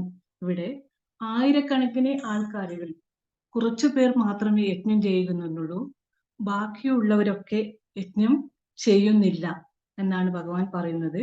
അതായത് ആ കുറച്ചു പേർ മാത്രം മാം വേത്തി തത്വ, ഭഗവാനെ അറിയാമെന്നുള്ള ആഗ്രഹമുള്ളത് കുറച്ചു പേർ മാത്രമേ ഉള്ളൂ. ബാക്കിയുള്ളവരൊക്കെ ഭഗവാന്റെ രൂപം കണ്ട്, വിഗ്രഹം കണ്ട് വെറുതെ തൊഴുതു പോകുകയാണ് ചെയ്യുന്നത്. അപ്പോൾ ഭഗവാനെ ഒരു രൂപത്തിൽ മാത്രം, ഒരു വിഗ്രഹത്തിൽ മാത്രം ഒതുക്കി നിർത്തേണ്ട ഒന്നല്ല. ഭഗവാനെ ഒരു വിഗ്രഹത്തിൽ, ഒരു രൂപത്തിൽ മാത്രം ഒതുക്കി നിർത്തുമ്പോൾ നമുക്ക് നഷ്ടപ്പെടുന്നത് ആ രൂപത്തിൽ അന്തർലീനമായിരിക്കുന്ന ഭഗവാന്റെ ശക്തിയെയാണ്. അതായത് ഭഗവാൻ ഇവിടെ വ്യക്തമാക്കുകയാണ്, എന്നെ പൂജിച്ചത് കൊണ്ടോ, എന്നിൽ അഭിഷേകം ചെയ്തതുകൊണ്ടോ, എൻ്റെ വിഗ്രഹത്തിൽ മാലയിട്ടത് കൊണ്ടോ ഒന്നും നേടാൻ കഴിയുകയില്ല. മറിച്ച് എൻ്റെ തത്വത്തെ ഉൾക്കൊള്ളുക. ആ തത്വത്തെ ഉൾക്കൊണ്ടാൽ മാത്രമേ നിങ്ങൾക്ക് യഥാർത്ഥ ഭക്തനാവാൻ സാധിക്കുകയുള്ളൂ എന്നാണ് ഭഗവാൻ പറയുന്നത്. അപ്പോൾ ആ കസ്തൂരിമാന്റെ കഥ നമുക്കറിയാം. കസ്തൂരിമാൻ കസ്തൂരി അന്വേഷിച്ച് നടക്കുന്ന പോലെയാണിത്. അതായത് നമ്മുടെ കയ്യിൽ തീ ഉണ്ടെങ്കിലും തീ അന്വേഷിച്ചു പോകുന്നത് പോലെ. അപ്പോൾ ആ കൃഷ്ണൻ പറഞ്ഞ തത്വത്തെ ഉൾക്കൊള്ളുകയാണ് നമ്മൾ വേണ്ടത്. അതായത് പാർവതി ദേവി ഒരിക്കൽ പരമേശ്വരനോട് ചോദിക്കുകയാണ്, ഭഗവാനെ രാമതത്വം എനിക്ക് ഉപദേശിച്ചു തരണമെന്ന് പറയുകയാണ്. രാമകഥ പറയണമെന്നല്ല ദേവി പറഞ്ഞത്, ആ രാമതത്വമാണ് ദേവിക്ക് അറിയേണ്ടത്. അപ്പൊ പാർവതിക്ക് ജിജ്ഞാസയുണ്ട്, സാത്വികമായ ആ തത്വം അറിയാനുള്ള ആഗ്രഹം പാർവതിക്ക്. അപ്പോൾ നമുക്കൊരു ധാരണയുണ്ട്, ഒരു തെറ്റായ ധാരണയാണിത്. എന്തെന്ന് വെച്ചാൽ ലൗകിക സുഖങ്ങൾ പൂർണ്ണമായി ഉപേക്ഷിച്ചാൽ മാത്രമേ നമുക്ക് ആത്മീയതയിലേക്ക് പോകാൻ കഴിയൂ എന്നുള്ള ഒരു തെറ്റായ ധാരണ. എന്നാൽ ഇവിടെ ഭഗവാൻ ഉറപ്പ് നൽകുകയാണ്, കുടുംബ ജീവിതത്തിൽ നിന്നുകൊണ്ട് തന്നെ ലൗകികമായ എല്ലാ സുഖങ്ങളും ഗൃഹാശ്രമത്തിൽ നിന്നുകൊണ്ട് തന്നെ നമുക്ക് ആത്മീയതയിലേക്ക് ഉയരാൻ കഴിയും. അപ്പോൾ നമ്മൾ കണ്ടിട്ടുണ്ട് ചില രാജാക്കന്മാരൊക്കെ എല്ലാം ഉപേക്ഷിച്ച് സന്യാസത്തിന് തപസ് കാട്ടിലേക്ക് പോകുന്നതായിട്ട് നമ്മൾ കേട്ടിട്ടുണ്ട്. അത് വിശ്വാമിത്രന്റെ കഥ നമുക്കറിയാം. അദ്ദേഹം ഒരു രാജാവായിരുന്നു. അദ്ദേഹം ബ്രഹ്മർഷി പദം നേടുന്നതിന് വേണ്ടിയിട്ട് അദ്ദേഹം കഠിനമായ തപസ് ചെയ്തു. അപ്പോൾ മേനക, ഇന്ദ്രന് അത് ഇഷ്ടപ്പെട്ടില്ല. മേനക അയക്കുകയാണ്. ഓർക്കസ്ട്ര ട്രൂപ്പുമായിട്ട് മേനക വന്ന് ഡാൻസ് ചെയ്ത് ആ തപസ്സിന് തടസ്സം ഉണ്ടാക്കുന്നു. അങ്ങനെ മേനകയുമായി ശാരീരിക ബന്ധത്തിൽ ഏർപ്പെടുകയും അതിലൊരു കുഞ്ഞും ഉണ്ടാകുന്നുണ്ട്, ശകുന്തള. അപ്പോൾ എത്ര പൂർണ്ണമായി ഉപേക്ഷിച്ചാലും, നമ്മൾ ലൗകികങ്ങൾ ഉപേക്ഷിച്ചാലും നമുക്ക് ചിലപ്പോൾ സമയങ്ങളിലേക്ക് ആ പഴയ സംസ്കാരത്തിലേക്ക് നമുക്ക് പോകുമെന്നാണ് ഭഗവാൻ പറയുന്നത്. സീതാദേവിയുടെ കാര്യം അറിയാം. എല്ലാം ഉപേക്ഷിച്ച് എനിക്ക് രാമനെ മാത്രം മതി എന്ന് ഇറങ്ങി കാട്ടിലേക്ക് പുറപ്പെട്ടതാണ് സീതാദേവി. പക്ഷെ ഒരു മാനിനെ കണ്ടപ്പോൾ എല്ലാം തെറ്റിപ്പോയി. അവിടെ നിന്ന് സീതയുടെ ജീവിതം മാറി മറിയുകയാണ് ചെയ്യുന്നത്. അപ്പൊ അത് തന്നെ ചില ഭർത്താക്കന്മാര്, ഭാര്യമാർ, ചില കുടുംബക്കാരൊക്കെ കാണുന്നുണ്ട്. കുടുംബത്തിന്റെ ജീവിതത്തിന്റെ വിരക്തി വരുമ്പോൾ അവർ പറയുകയോ, വേണ്ട വീട് വിട്ട് ഇറങ്ങിപ്പോയാൽ മതി, സന്യാസം സ്വീകരിച്ചാൽ മതി എന്നൊക്കെ പറഞ്ഞ് വീട് വിട്ട് ഇറങ്ങിയാൽ കുറച്ച് ദിവസങ്ങൾ കഴിയുമ്പോൾ അവർക്ക് തോന്നും ആ പഴയ സുഖം അത് തന്നെയാണ് നല്ലത്. അപ്പോൾ അവരിൽ നിന്ന് പൂർണ്ണമായി ആ ലൗകിക സുഖങ്ങൾ ഒരിക്കലും വിട്ടുപോകുന്നില്ല. അപ്പോൾ ഭഗവാൻ പറയുകയാണ്, നിങ്ങൾ ഒരിക്കലും ബുദ്ധിമുട്ടേണ്ട, നിങ്ങൾ ലൗകികമായ എല്ലാ സുഖങ്ങളും നിങ്ങൾ അനുഭവിക്കൂ.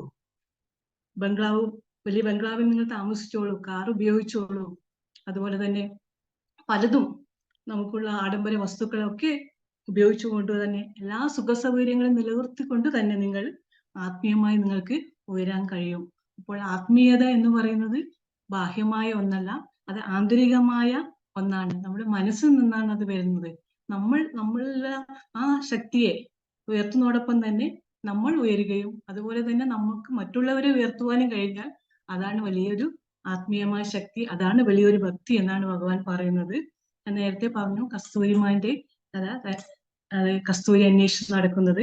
ചെറിയൊരു ഉദാഹരണത്തിലൂടെ ഒന്നുകൂടി ഞാനത് വ്യക്തമാക്കാം. അതായത് ഒരു കുടുംബനാഥൻ, ഒരച്ഛൻ അദ്ദേഹത്തിന്റെ മകളുടെ വിവാഹത്തിന് സ്വർണം വാങ്ങാൻ വേണ്ടിയിട്ട് ജ്വല്ലറിയിലേക്ക് പോവുകയാണ്. അദ്ദേഹം ഒറ്റയ്ക്കാണ് പോയത്. ഭാര്യയും മകളെയും കൂട്ടിക്കൊണ്ടു പോകേണ്ടതാണ് കല്യാണത്തിന്. പക്ഷെ അദ്ദേഹം ഒരു പിശുക്കനായിരുന്നു. കാരണം എന്താ വെച്ചാല് അദ്ദേഹത്തിന് ഒരു ബഡ്ജറ്റ് ഉണ്ട്, അതിൽ ഒതുങ്ങുന്നത് മാത്രമായിരിക്കും അദ്ദേഹം വാങ്ങുന്നത്. അതുകൊണ്ടായിരിക്കും അവരെ കൂട്ടാതെ ഒറ്റയ്ക്ക് പോയത്. അപ്പോൾ ഇദ്ദേഹം ജ്വല്ലറിയിൽ പോകുന്നതൊക്കെ ഒരാള് നിരീക്ഷിക്കുകയാണ്. അത് ഒരു കള്ളനായിരുന്നു. കള്ളൻ പറഞ്ഞ ഒരു ഡീസന്റായ ഒരു കള്ളനായിരുന്നു. കാരണം എന്താ വെച്ചാൽ അദ്ദേഹം പെട്ടെന്ന് തട്ടിപ്പറിക്കേണ്ട, കുറച്ച് അദ്ദേഹത്തെ ഒന്നിച്ചു കൂടിയിട്ട് അദ്ദേഹത്തിന്റെ കയ്യിലുള്ള വസ്തുക്കൾ തട്ടിപ്പറിക്കാനുള്ള അവസ്ഥയിൽ അദ്ദേഹം കാത്തു നിൽക്കുകയാണ് ചെയ്തത്. അപ്പോൾ ഈ കള്ളൻ അദ്ദേഹത്തിന്റെ അടുത്തേക്ക് പോവുകയാണ്. ഒരു പരിചയഭാവത്തിൽ, ഒരു ഇല്ലാത്ത ബന്ധങ്ങളൊക്കെ പറഞ്ഞു അദ്ദേഹത്തിനെ കൂട്ടുപിടിച്ചു. അപ്പം സമയം കുറെ ഉച്ചയായി. നമ്മൾ ഇദ്ദേഹത്തിന് നല്ലൊരു ഹോട്ടലിലേക്ക് കൂട്ടിക്കൊണ്ടുപോവുകയാണ് ഭക്ഷണം കഴിക്കാനും ഒക്കെ. അങ്ങനെ രണ്ടുപേരും ഒന്നിച്ച് ഭക്ഷണമൊക്കെ കഴിച്ച് എന്നിട്ട് പറഞ്ഞു, ഈ കള്ളൻ പറയുകയാണ്, ഏതായാലും നിങ്ങൾ കുറെ ദൂരം പോകാനുള്ളതല്ലേ, അപ്പൊ രാത്രിയാവും അവിടെ എത്തുമ്പോൾ. അപ്പോ പോകേണ്ട, കള്ളന്മാരൊക്കെ കൂടുതലുള്ള സ്ഥലമല്ലേ, ഇന്ന് പോകേണ്ട, നമുക്കൊരു മുറിയെടുക്കാം, ലോഡ്ജിൽ മുറിയെടുത്ത് ഇവിടെ താമസിക്കാം, നാളെ പോവാം എന്നൊക്കെ പറഞ്ഞു. അങ്ങനെ റൂം എടുത്തു അവിടെ രാത്രി താമസിക്കുകയാണ്. കള്ളന്റെ ചിന്ത ഇദ്ദേഹത്തിന്റെ കയ്യിലുള്ള ആഭരണങ്ങളാണ്, അതെങ്ങനെ കൈക്കലാക്കാം എന്നുള്ളതാണ്. അതിനുള്ള തന്ത്രം നോക്കിയിരിക്കുകയാണ് കള്ളൻ. രാത്രിയായി, രണ്ടുപേരും കിടന്നപ്പോൾ കള്ളൻ ഇദ്ദേഹത്തിനെ ഇങ്ങനെയോ കയ്യിലുള്ള എന്തോ സാധനം കൊണ്ട് മയക്കിയിട്ട് എല്ലായിടവും തപ്പി. അദ്ദേഹം കിടന്ന് ഇദ്ദേഹത്തിന്റെ തലയണയുടെ അടി, ബെഡിന്റെ അടിയിൽ എല്ലാം തപ്പിയിട്ട് എവിടെ നോക്കിയിട്ടും ഈ ആഭരണങ്ങൾ കണ്ടെത്താൻ കള്ളന് കഴിഞ്ഞില്ല. കള്ളൻ നിരാശയോടെ കിടന്നുറങ്ങി. രാവിലെ എണീറ്റു. അദ്ദേഹം രണ്ടാമതും പ്രഭാത കൃത്യങ്ങളെല്ലാം കഴിഞ്ഞിട്ട് നമുക്കിനി പുറപ്പെടാം നാട്ടിലേക്ക് നല്ല രീതിയിൽ എല്ലാം വെക്കുമ്പോൾ കള്ളന് വീണ്ടും ഒരു ആകാംക്ഷ, എവിടെയായിരിക്കും ഇത് വെച്ചിട്ടുണ്ടാകുന്നത് വെച്ചത് ഇത് ചോദിക്കുകയാണ്. ഇന്നലെ കുറെ ആഭരണങ്ങളൊക്കെ വാങ്ങിയല്ലോ, അതൊക്കെ എടുത്തോ എന്ന് ചോദിച്ചു. അതൊക്കെ എടുത്തു. അപ്പോൾ എവിടെയാണ് അന്ന് രാത്രിയിൽ വെച്ചത്? അത് നിന്റെ തലേനയുടെ അടിയിലാണ് ഞാൻ വെച്ചത്. അപ്പൊ ഈ കള്ളൻ എല്ലായിടവും ചുറ്റുപാടും ഒക്കെ അന്വേഷിച്ചു, പക്ഷെ സ്വന്തം തലേന്റെ അടിയിലേക്ക് അദ്ദേഹം ഒരിക്കലും നോക്കിയില്ല. അപ്പോൾ നമ്മുടെ ഉള്ളിന്റെ ഉള്ളിലേക്ക് കടന്നു ചെല്ലാൻ നമുക്ക് ഒരിക്കലും സാധിക്കുന്നില്ല. ചുറ്റുപാടുകളിലേക്കാണ് നമ്മൾ കണ്ണോടിക്കുന്നത്. അപ്പോൾ നമ്മുടെ ഉള്ളിലുള്ള ആ ശക്തിയെ നമ്മൾ വികസിച്ചെടുത്താൽ നമുക്കും ഉയരുവാൻ സാധിക്കും. അതുപോലെ തന്നെ നമ്മുടെ ചുറ്റുപാടുകളെയും നമുക്ക് ബന്ധപ്പെട്ടവരുടെയും ഒക്കെ ഉയർത്താൻ നമുക്ക് സാധിക്കുമെന്നാണ് ഭഗവാൻ പറയുന്നത്. ഇതോടുകൂടി നിർത്തുന്നു. ഹരി ഓം. ഹരി ഓം. അപ്പൊ അങ്ങനെ നമ്മുടെ 100ാമത്തെ ദിവസത്തിൽ നമ്മൾ 8 ചാപ്റ്ററിന്റെ ഒരു സമ്മറിയും പിന്നെ ഇഷ്ടപ്പെട്ട ശ്ലോകങ്ങളുടെ വിവരണവും കേട്ടു. ഇതാണ് ഇതിന്റെ ഇന്നത്തെ ഹൈലൈറ്റ്സ്. ഇനി ഒരു 10 മിനിറ്റ് ഉണ്ട്. 9ാമത്തെ ചാപ്റ്ററിന്റെ ഓപ്പൺ ഡിസ്കഷൻ ഇത് മതിയോ എന്നറിയത്തില്ല. സാധാരണ കൂടുതൽ ചോദ്യങ്ങളൊന്നും വരാറില്ല. നോക്കട്ടെ, ഇതൊരു ചെറിയ ചാപ്റ്റർ ആയതുകൊണ്ട് നമുക്ക് ഈ 10 മിനിറ്റിൽ ഓപ്പൺ ഡിസ്കഷൻ, അല്ലെങ്കിൽ ഒരു 5 മിനിറ്റോടെ വേണമെങ്കിൽ എക്സ്റ്റെൻഡ് ചെയ്യാം. ഒരു 15 മിനിറ്റ്സിൽ നമ്മുടെ ഓപ്പൺ ഡിസ്കഷൻ കംപ്ലീറ്റ് ആക്കാൻ തോന്നും അല്ലെ? എന്തെങ്കിലും അഭിപ്രായം ഉണ്ടെങ്കിൽ പറയാം. അപ്പോൾ ഇപ്പൊ തന്നെ നമ്മൾ 2-3 കഥകളും ഒക്കെ കേട്ടു. ഇപ്പൊ തന്നെ പ്രീജിത പറഞ്ഞ പോലെ നമ്മൾ ഈ രാജവിദ്യ, രാജഗുഹ്യ, ഇത്രയും ഗുഹ്യമായ ഒരു കാര്യമാണ് നമ്മളോട് പറയുന്നത്. ഈ ചാപ്റ്ററിൽ കുറച്ചൊക്കെ ഭക്തി യോഗയുടെ പറ്റി പറയുന്നുണ്ട്.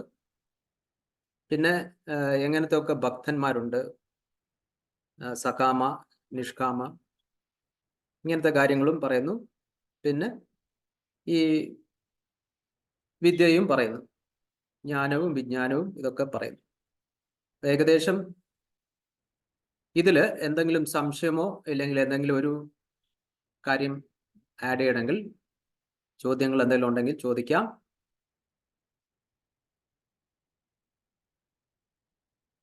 അല്ലെങ്കിൽ 2-3 ചെറിയ ചെറിയ ചോദ്യങ്ങൾ ഞാൻ ചോദിക്കാം.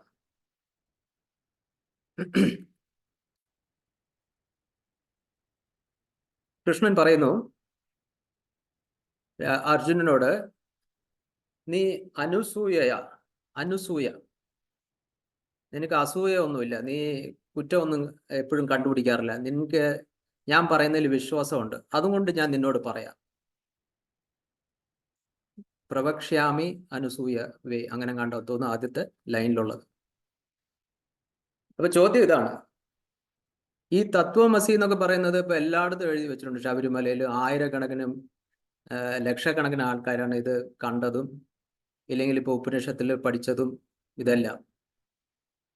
ഇതെന്താണ് പിന്നെ പ്രത്യേകിച്ച് ഇപ്പോ നിനക്ക് ഗുണമുണ്ടായതുകൊണ്ട് ഞാൻ നിന്നോട് പറയുക എന്ന് പറയുന്നത്? ഇത് എല്ലാവർക്കും അറിയുന്നതല്ലേ ഈ കാര്യം. എന്താണ് നിനക്ക് ഞാൻ പറഞ്ഞു തരാം. അതുമല്ല, ഇത് പറഞ്ഞുകൊണ്ടിരിക്കുമ്പോഴും സഞ്ജയനും ധൃതരാഷ്ട്രവും ഇവരൊക്കെ കേട്ടോണ്ടിരിക്കുകയാണ്. അപ്പൊ എന്താണ് കൃഷ്ണൻ ഞാൻ നിനക്ക് ഇത് പറഞ്ഞു തരാം എന്ന് പറഞ്ഞ് ഇത് പറഞ്ഞു കൊടുക്കുന്നത്? എനിക്കൊന്ന് അർജുനൻ ചോദിക്കുന്നുണ്ട്, ഇതെന്താ എനിക്ക് പറഞ്ഞായിരുന്നെന്ന്. അങ്ങനെ കണ്ട ഒരു കാര്യം ഉണ്ടെന്ന് തോന്നുന്നു. ഏതായാലും കൃഷ്ണൻ പറയുന്നുണ്ട്, ആദ്യത്തെ ലൈനിൽ തന്നെ ഇതിൽ പറയുന്നുണ്ട്, ഞാൻ നിനക്ക് പറഞ്ഞു തരാം. അനസൂയവേ, അസൂയ ഒന്നുമില്ല, നീ തെറ്റുകളൊന്നും കണ്ടുപിടിക്കാത്ത ഒരാളാണ്, എന്നിൽ പൂർണ്ണമായി വിശ്വാസമുള്ള ഒരാളാണ്, അതുകൊണ്ട് ഞാൻ പറഞ്ഞു തരാം. അങ്ങനെയാണെങ്കിൽ നമ്മളും എല്ലാവരും ഇത് കേൾക്കുന്നുണ്ടല്ലോ ഇപ്പൊ നമ്മളോട് എന്താണ്? അങ്ങനെയാണെങ്കിൽ നമ്മൾ എല്ലാവർക്കും അസൂയ ഒന്നും ഇല്ലാത്ത ആളാണോ? അസൂയ എന്ന് പറഞ്ഞാൽ ഇവിടെ ജലസി എന്നും പറയാം. എനിക്ക് തോന്നുന്നു തെറ്റുകൾ കണ്ടുപിടിക്കാത്ത ആൾ എന്ന് പറഞ്ഞാൽ ചിലപ്പോൾ എല്ലാവരും ചിലവർക്ക് ഈ അത് അസൂയ ഉള്ളപ്പോഴാണ് ആർക്കെങ്കിലും വേറെ എന്തെങ്കിലും നല്ല കിട്ടിയാലും ഓ അത് വലിയ ഗുണമൊന്നുമില്ല എന്ന് നമ്മൾ പറയാറുള്ളത് അസൂയം കൊണ്ടാണ്. അപ്പൊ അനുസൂയ, ഇതാണ് ചോദ്യം. ഇവിടെ നമ്മൾ എനിക്ക് കുറച്ച് അസൂയൊക്കെ ഉണ്ട്, പക്ഷെ ഞാനിത് കേൾക്കുന്നുണ്ടല്ലോ. ഇതാണ് ചോദ്യം മനസ്സിലായെന്ന് അറിയില്ല. കൃഷ്ണൻ അർജുനനോട് പ്രത്യേകിച്ച് പറഞ്ഞു, ഞാൻ നിനക്ക് പറഞ്ഞു തരാം. പക്ഷെ അപ്പൊ തന്നെ ഇത് കൃഷ്ണൻ അറിഞ്ഞുകൊണ്ടാണോ? കൃഷ്ണൻ അറിയായിരിക്കും, സഞ്ജയനും കേൾക്കുന്നുണ്ട്, ധൃതരാഷ്ട്രം കേൾക്കുന്നുണ്ട്. എന്താണിത്? ഹരിയും രമാക്ക പറഞ്ഞോളൂ. അസൂയ ഒക്കെ നമ്മുടെ ജന്മസിദ്ധമായിട്ടുള്ള കുറെ കാര്യങ്ങൾ, കോപം, ദേഷ്യം, മതം, മാത്സര്യം ഒക്കെ. പക്ഷെ അതിനെ മാറ്റാനായിട്ടുള്ള ഒരു വിദ്യയാണ് ഭക്തി മാർഗം. അപ്പൊ ഭക്തി വന്ന് ചേരുമ്പോ, ഭഗവാനിലേക്ക് അടുക്കുമ്പോ നമ്മളെ ഈ ശത്രു സംഹാര പൂജ ചെയ്യാറുണ്ട് കേട്ടോ. അപ്പൊ ചെറുതിലൊക്കെ ഞാൻ വിചാരിക്കും നമ്മുടെ ശത്രുക്കളെയൊക്കെ കൊന്നൊടുക്കുന്നു, അങ്ങനെയാണ് ഒരു ചിന്ത ഉണ്ടായിരുന്നത്. പിന്നെ ഭാഗവതമൊക്കെ പഠിക്കുമ്പോഴാണ് മനസ്സിലാകുന്നത് നമ്മുടെ ഉള്ളിലുള്ള ശത്രുക്കളെ തന്നെയാണ് നീക്കി നിർത്തുക. അപ്പൊ ഒരു പൂർണ്ണത മനുഷ്യന് വരണമെങ്കിൽ നമ്മുടെ ഉള്ളിലുള്ള ഈ മതമാത്സര്യ, ഈ ശത്രുക്കളെ കൊന്ന് മാറ്റി നിർത്താനേ സാധിക്കുള്ളൂ. അവരെ ഒഴിവാക്കാൻ സാധിക്കില്ല, അവരിടയ്ക്കിടയ്ക്ക് വന്നുകൊണ്ടിരിക്കും, അത് വേറെ കാര്യം. അപ്പൊ അത്രയും ഭക്തി വന്നു ചേരുമ്പോ നമ്മളുടെ ഈ ശത്രുക്കളെയൊക്കെ മാറ്റി സാത്വികമായ ഒരു ഭാവം നമുക്ക് ഉണ്ടായി തുടങ്ങുകയാണ്. കുറച്ചൊക്കെ നമ്മുടെ ആഗ്രഹങ്ങൾ മാറുന്നു, അസൂയ മാറുന്നു. അവിടെ അനസൂയ എന്ന് പറഞ്ഞാൽ അസൂയ ഇല്ലാത്തൊരവസ്ഥ. അപ്പൊ മറ്റുള്ളവർക്ക് എന്ത് കിട്ടിയാലും അതെല്ലാം ദൈവത്തിന്റെ പ്രസാദം, അത്രയേ ഉള്ളൂ. നമുക്ക് കിട്ടിയാലും ഒരു യോഗിയുടെ തലത്തിലൊക്കെ എത്തിയില്ലെങ്കിലും ആ ഒരു വഴിയിൽ അങ്ങോട്ട് ചെന്ന് നിൽക്കാൻ നമുക്ക് സാധിക്കും. അതൊക്കെ ഭഗവാൻ തരുമ്പോ തന്നാ മതി. ഭഗവാന്റെ കാര്യങ്ങള്, ഭഗവാന്റെ പ്രസാദം എന്നുള്ള ഒരു ദുഃഖം വരുമ്പോഴും നമുക്ക് തോന്നൊക്കെ ഭഗവാൻ തരുന്നതാണ്, നമ്മൾ അനുഭവിച്ചേ മതിയാകുള്ളൂ. അപ്പൊ നമുക്ക് അതിനെ പറ്റി ഒരു സങ്കടം കൂടുതലായിട്ട് ഉണ്ടാവുന്നില്ല, അത്രയേ ഉള്ളൂ. വേദനകളൊക്കെ കുറയാൻ സാധിക്കാതെ അതില്ലാതാവുന്നില്ല, വേദനകളൊക്കെ കുറയാൻ സാധിക്കും. അപ്പൊ ഭക്തി മാർഗം നമുക്ക് വന്നു ചേരുമ്പോ നമ്മളിപ്പോ ഈ ഓരോ പുരാണങ്ങൾ അല്ലെങ്കിൽ ഭാഗവതം, നാരായണിയൊക്കെ വായിക്കുന്നു അത്രേ. അതില് പറയുന്നു പ്രാണായാമം കൂടെ നമ്മൾ ചെയ്തുകൊണ്ടിരിക്കുകയാണ്. നമ്മൾ ഓരോ ശ്ലോകങ്ങൾ വായിക്കുമ്പോൾ ശ്വാസത്തെ അടക്കി പിടിച്ചുകൊണ്ടാണ് വായിക്കുന്നത്. അത് കഴിഞ്ഞ് ഇടയ്ക്കാണ് ശ്വാസം എടുക്കുന്നത്. അപ്പൊ നമ്മൾ പ്രാണായാമം കൂടെ ചെയ്തിരിക്കുകയാണ്, ഒരു ധ്യാനം തന്നെയാണ് നമ്മൾ അവിടെ ചെയ്തുകൊണ്ടിരിക്കുന്നത്. അപ്പൊ ഭക്തി വന്നു കഴിയുമ്പോ നമുക്ക് ഒരു സത്ചിന്ത ഉണ്ടാകുന്നു. അതുവഴി നമുക്ക് മറ്റുള്ളവരോട് ഒരു ദോഷമായിട്ടുള്ള ഒരു അസൂയ അല്ലെങ്കിൽ ദേഷ്യം, കോപം, കുശുമ്പ് ഒന്നും തന്നെ ഉണ്ടാകില്ല എന്നാണ് ഞാൻ എന്റെ കാര്യത്തിൽ നിന്ന് വിശ്വസിക്കുന്നത്. അപ്പൊ പണ്ട് ഉണ്ടായിരുന്നു എന്നല്ല കേട്ടോ, ഇപ്പൊ ഇത്തിരി ഒരു സാത്വിക ഭാവം തോന്നുന്നുണ്ട്. അതിൽ കൂടെ സംസ്കൃതം പഠിക്കുന്നു, അവിടെ ശ്ലോകങ്ങളൊക്കെ അപ്പൊ തോന്നും നമുക്ക് ഇത് എന്തായാലും ഇപ്പൊ നേരത്തെ പറഞ്ഞു, ഈ ശരീരം ജനിക്കുന്നു, കുറച്ച് തഴച്ച് വളർന്ന് പിന്നെ ശോഷിച്ച് അങ്ങോട്ട് പോകുന്നു. അപ്പൊ എന്തായാലും നമുക്ക് പോകേണ്ടതാണ്. പിന്നെ എന്തിനാ ഈ വാരിക്കെട്ടി പിടിച്ച് കുറെ ദുഷ്കർമ്മങ്ങളൊക്കെ ചെയ്ത് മറ്റുള്ളവരെ വിഷമിപ്പിച്ച് എന്തിനു ജീവിക്കണം? അപ്പൊ ചിരിച്ച് കളിച്ച് നന്നായിട്ട് മുന്നോട്ട് പോകണം എന്ന് ഉള്ള ഒരു അഭിപ്രായമാണ് എന്റേത്. ഹരിയോം. ഹരിയോം. ഏതായാലും ഞാൻ ഇതിന്റെ ഒരു ഇപ്പൊ അക്ക പറഞ്ഞ പോലെ തന്നെ എനിക്ക് തോന്നുന്നു വേറൊരു കാര്യം, മേ ബി നമ്മള് ഇപ്പൊ ഒരു വലിയ കാര്യമാണ് ഇപ്പോ ഞാൻ മനസ്സിലാക്കിയിരിക്കുന്ന, ഇപ്പൊ ഒരു പുതിയൊരു കറി ഉണ്ടാക്കുന്ന ഒരു കാര്യം, പാചകത്തിലെ ഒരു താല്പര്യമില്ലാത്തവളോട് പോയിട്ട് ഞാനൊരു പുതിയ ഒരു കറി കണ്ടുപിടിച്ചിട്ടുണ്ട്, ഞാൻ ഇതിപ്പോ പറഞ്ഞു തരാം. എന്തിനാണ് അങ്ങനത്തെ ഒരാളോട് പറഞ്ഞിട്ട് എന്തെങ്കിലും കാര്യമുണ്ടോ? അപ്പോ കൃഷ്ണൻ പറയാണ്, നിനക്ക് ഇതിലൊക്കെ താല്പര്യമുണ്ട്, നിനക്ക് ഇതില് തെറ്റുകൾ, നീ ഇതില് എന്താണ് അനുസൂയവേ എന്ന് പറയുമ്പോൾ നിനക്ക് ഇതിൽ താല്പര്യമുണ്ട്, നീ ഇതിൽ തെറ്റുകളൊന്നും കണ്ടുപിടിക്കത്തില്ല, അതുകൊണ്ട് ഞാൻ നിനക്ക് പറഞ്ഞു തരുന്നു. ഇനിയിപ്പോ വേറെ ഒരു കേട്ടോ ഇല്ലയോ അത് അവരവരുടെ കർമ്മം. പക്ഷേ ധൃതരാഷ്ട്രം ഇപ്പൊ തന്നെ ആദ്യം പറഞ്ഞ പോലെ സിന്ധു ഒക്കെ തോന്നുന്നു പറഞ്ഞത്, ധൃതരാഷ്ട്രവും കേട്ടു, പക്ഷെ ഒരു വലിയ ഗുണമൊന്നും ഉണ്ടായില്ല എന്നാണ് പറയുന്നത്. അതേസമയം അർജുനൻ കേട്ടു, അർജുനന് അതിന്റെ ഫലമുണ്ടായി. അപ്പൊ അടുത്ത ചോദ്യമല്ല ഇത്, എൻ്റെ ഒരു ആരും ചോദിക്കാത്തതുകൊണ്ട് ഞാൻ ചോദിക്കാം. ഗുഹ്യം എന്ന് പറയുന്നത്, ഗുഹ്യം എന്ന് പറഞ്ഞു കഴിഞ്ഞാൽ സീക്രട്ട് ആണ് അല്ലെ? പക്ഷെ ഇത് കൃഷ്ണന്റെ എത്രയോ മുൻപ് വേദങ്ങളെല്ലാം പറഞ്ഞ കാര്യമാണല്ലോ ഇത്. വേദത്തിന്റെ ഒരു സാരമാണല്ലോ ഭഗവത്ഗീത. അപ്പൊ എന്താണ് ഇപ്പോഴും അത് ഗുഹ്യമായിരിക്കുന്നത്? അതുമല്ല, അർജുൻ ഇവരെല്ലാവരും ഗുരുകുലത്തിലൊക്കെ പഠിച്ചു വളർന്നവരല്ലേ, ഇവരെല്ലാം വേദം കേട്ടവരും ഒക്കെയാണ് പലവരും. ഇപ്പോഴും എന്താണ് ഇപ്പോഴും ഗുഹ്യം എന്ന് പറയുന്നത്? എത്രയോ വേദങ്ങളിൽ എല്ലായിടത്തും പറഞ്ഞിട്ടുള്ളതാണ്, ഉപനിഷത്തിൽ എല്ലായിടത്തും ഈ മഹാവാക്യങ്ങൾ പറഞ്ഞിട്ടുള്ളതാണ്. തത്വമസി, അഹം ബ്രഹ്മാസ്മി, ഇതെല്ലാം പറഞ്ഞതാണ്. പിന്നെ എന്തിനാണ് ഇപ്പൊ കൃഷ്ണൻ പറയുന്നത് ഇത് രാജവിദ്യ, രാജഗുഹ്യ?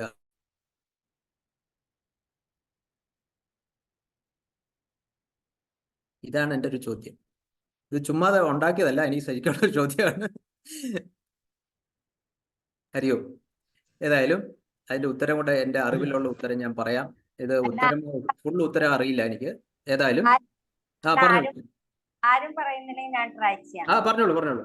അപ്പൊ ഗുഹ്യം എന്ന് പറയുമ്പോ നമുക്കറിയാം വില പിടിച്ചതാണ്, വിശേഷപ്പെട്ട സാധനങ്ങൾ. ഇപ്പൊ ആഭരണങ്ങളൊക്കെ നമ്മൾ എന്തിനാ ഒളിപ്പിച്ച് വെക്കുന്നത്? അതൊരു വിശേഷപ്പെട്ട വാല്യുബിൾ തിങ്സ് ആണ്. അതുപോലെ വേദമന്ത്രങ്ങളെല്ലാം വളരെ വില പിടിച്ചതാണ്. ആ ഗുരുമുഖത്ത്, ആ ഋഷിമാരുടെ മുഖത്ത് നിന്ന് ഉണ്ടായിട്ടുള്ള സത്യമായിട്ടുള്ള വചനങ്ങളാണ്.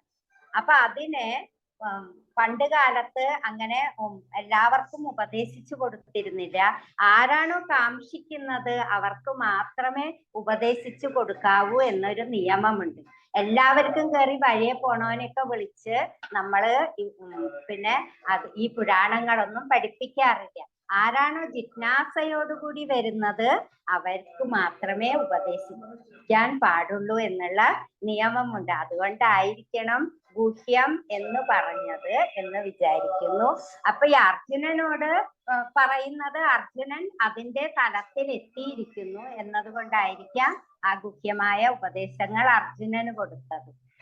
അതുപോലെ തന്നെ പലരും പിന്നെ വെറുതെ കേട്ടു പോവാൻ പാടില്ല, അത് നമ്മള് ചിന്തിച്ച് അതിനെ പ്രാവർത്തികമാക്കണം എന്നുള്ള നിയമം കൂടിയുണ്ട്. അപ്പൊ അതുകൊണ്ടായിരിക്കാം വേദമന്ത്രങ്ങളൊക്കെ ഗുഹ്യമായിട്ടുള്ളതാണ്. ഇപ്പൊ അതൊക്കെ പരസ്യമായിട്ടോ. ഇപ്പൊ എല്ലാവരും ആണുങ്ങളും പെണ്ണുങ്ങളും പൂജ ചെയ്യുന്നു, അതുപോലെ തന്നെ മുസ്ലിം പഠിക്കുന്നു, ക്രിസ്ത്യൻസ് പഠിക്കുന്നു വേദങ്ങള്. അപ്പൊ അത് സാർവജനികമായി തീർന്നു. പക്ഷെ പണ്ട് അങ്ങനെ ആയിരുന്നില്ല, അതുകൊണ്ടായിരിക്കും വിചാരിക്കുന്നു. പിന്നെ നോക്കാം, നമുക്ക് ഭഗവത്ഗീതയിൽ പറഞ്ഞത് തന്നെ ആവർത്തിച്ചുകൊണ്ട് വരികയാണ്. ഇപ്പൊ ഇന്ന് ഞാൻ ചൊല്ലിയ ആത്മാവ് വിശേഷപ്പെട്ടതാണ്, ശരീരം വന്നു പോകേണ്ടതാണെന്ന് പറയുമ്പോഴും ഒരുപാട് ശ്ലോകങ്ങൾ വീണ്ടും എന്തുകൊണ്ടായിരിക്കാം? നമ്മുടെ ഓർമ്മയിൽ ഇരിക്കാത്തത് കൊണ്ട് ഭഗവാൻ അതിനെ നമുക്ക് ഉറപ്പിക്കാനായിക്കൊണ്ട് വീണ്ടും പറഞ്ഞു. അപ്പൊ നമ്മൾ ഇമ്പോസിഷനൊക്കെ എഴുതുമ്പോഴാണല്ലോ ഒരു കാര്യം നന്നായിട്ട് അത് ഹൃദിസ്ഥമാക്കുന്നത്. അപ്പൊ അതേ രൂപത്തിലായിരിക്കാം എന്ന് വിചാരിക്കുന്നു. എന്റെ കൊച്ചറിവ് പറഞ്ഞതാണ്, ശരിയായോന്ന് എനിക്ക് അറിയില്ല. ഇനി അണ്ണൻ പറഞ്ഞോളൂ. ഹരിയോ.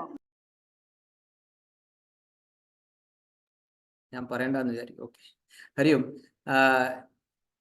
എനിക്കിതില് ആൻസർ ശരിയാവുന്നൊന്നും അറിയില്ല. പക്ഷെ എനിക്ക് തോന്നുന്നു ഇപ്പൊ പ്രീജിത ഒക്കെ പറഞ്ഞ ഒരു കഥയില് നമ്മൾ ആരും കള്ളന്മാരല്ലെങ്കിൽ നമ്മൾക്ക് ഈ ഗുഹ്യമായ ഈ ഒരു കാര്യം നമ്മളോട് പറയുകയാണെങ്കിൽ നമുക്കത് ഗുഹ്യമായിട്ടേ തോന്നത്തില്ല. ഇപ്പൊ തന്നെ ഇദ്ദേഹം വഴി പോകുന്ന ഒരാളോട് പറയുക, ഞാന് ആ സ്വർണം തലയാണയുടെ കീഴിലാണ് വെച്ചിരുന്നെന്ന് ആരോടോ പറയുക. അയാൾ പറയും ഇയാൾക്ക് വട്ടായെന്ന്. എന്താ വെച്ചാൽ അയാൾ നോക്കാനേ പോയിട്ടില്ല, അയാൾക്ക് ആവശ്യമില്ല. നമ്മൾ ആരും കള്ളന്മാരായിട്ടില്ല ഇതേവരെ. അതുകൊണ്ട് ഇത് സീക്രട്ട് ആണെന്നേ അറിയുന്നില്ല. പക്ഷെ ഇത് കേട്ടിട്ട് നമുക്ക് ഇത് ഞാൻ തന്നെയാണ് ദൈവം എന്ന് പറഞ്ഞുകൊണ്ട്, ഓ ഞാനായിരുന്നോ ദൈവം, അത് ശരി ആയിക്കോട്ടെ, നമുക്ക് അതുകൊണ്ട് എൻ്റെ അനുഭവം പറയാണ്, ഞാൻ അതിനു വേണ്ടി തീവ്രമായി അന്വേഷിച്ചിട്ടേ ഇല്ല. ഞാൻ ഇതിനു വേണ്ടി അന്വേഷിച്ചിട്ടേ ഇല്ല. അപ്പൊ അത് എനിക്ക് ഗുഹ്യമായിട്ട് തോന്നുന്നില്ല.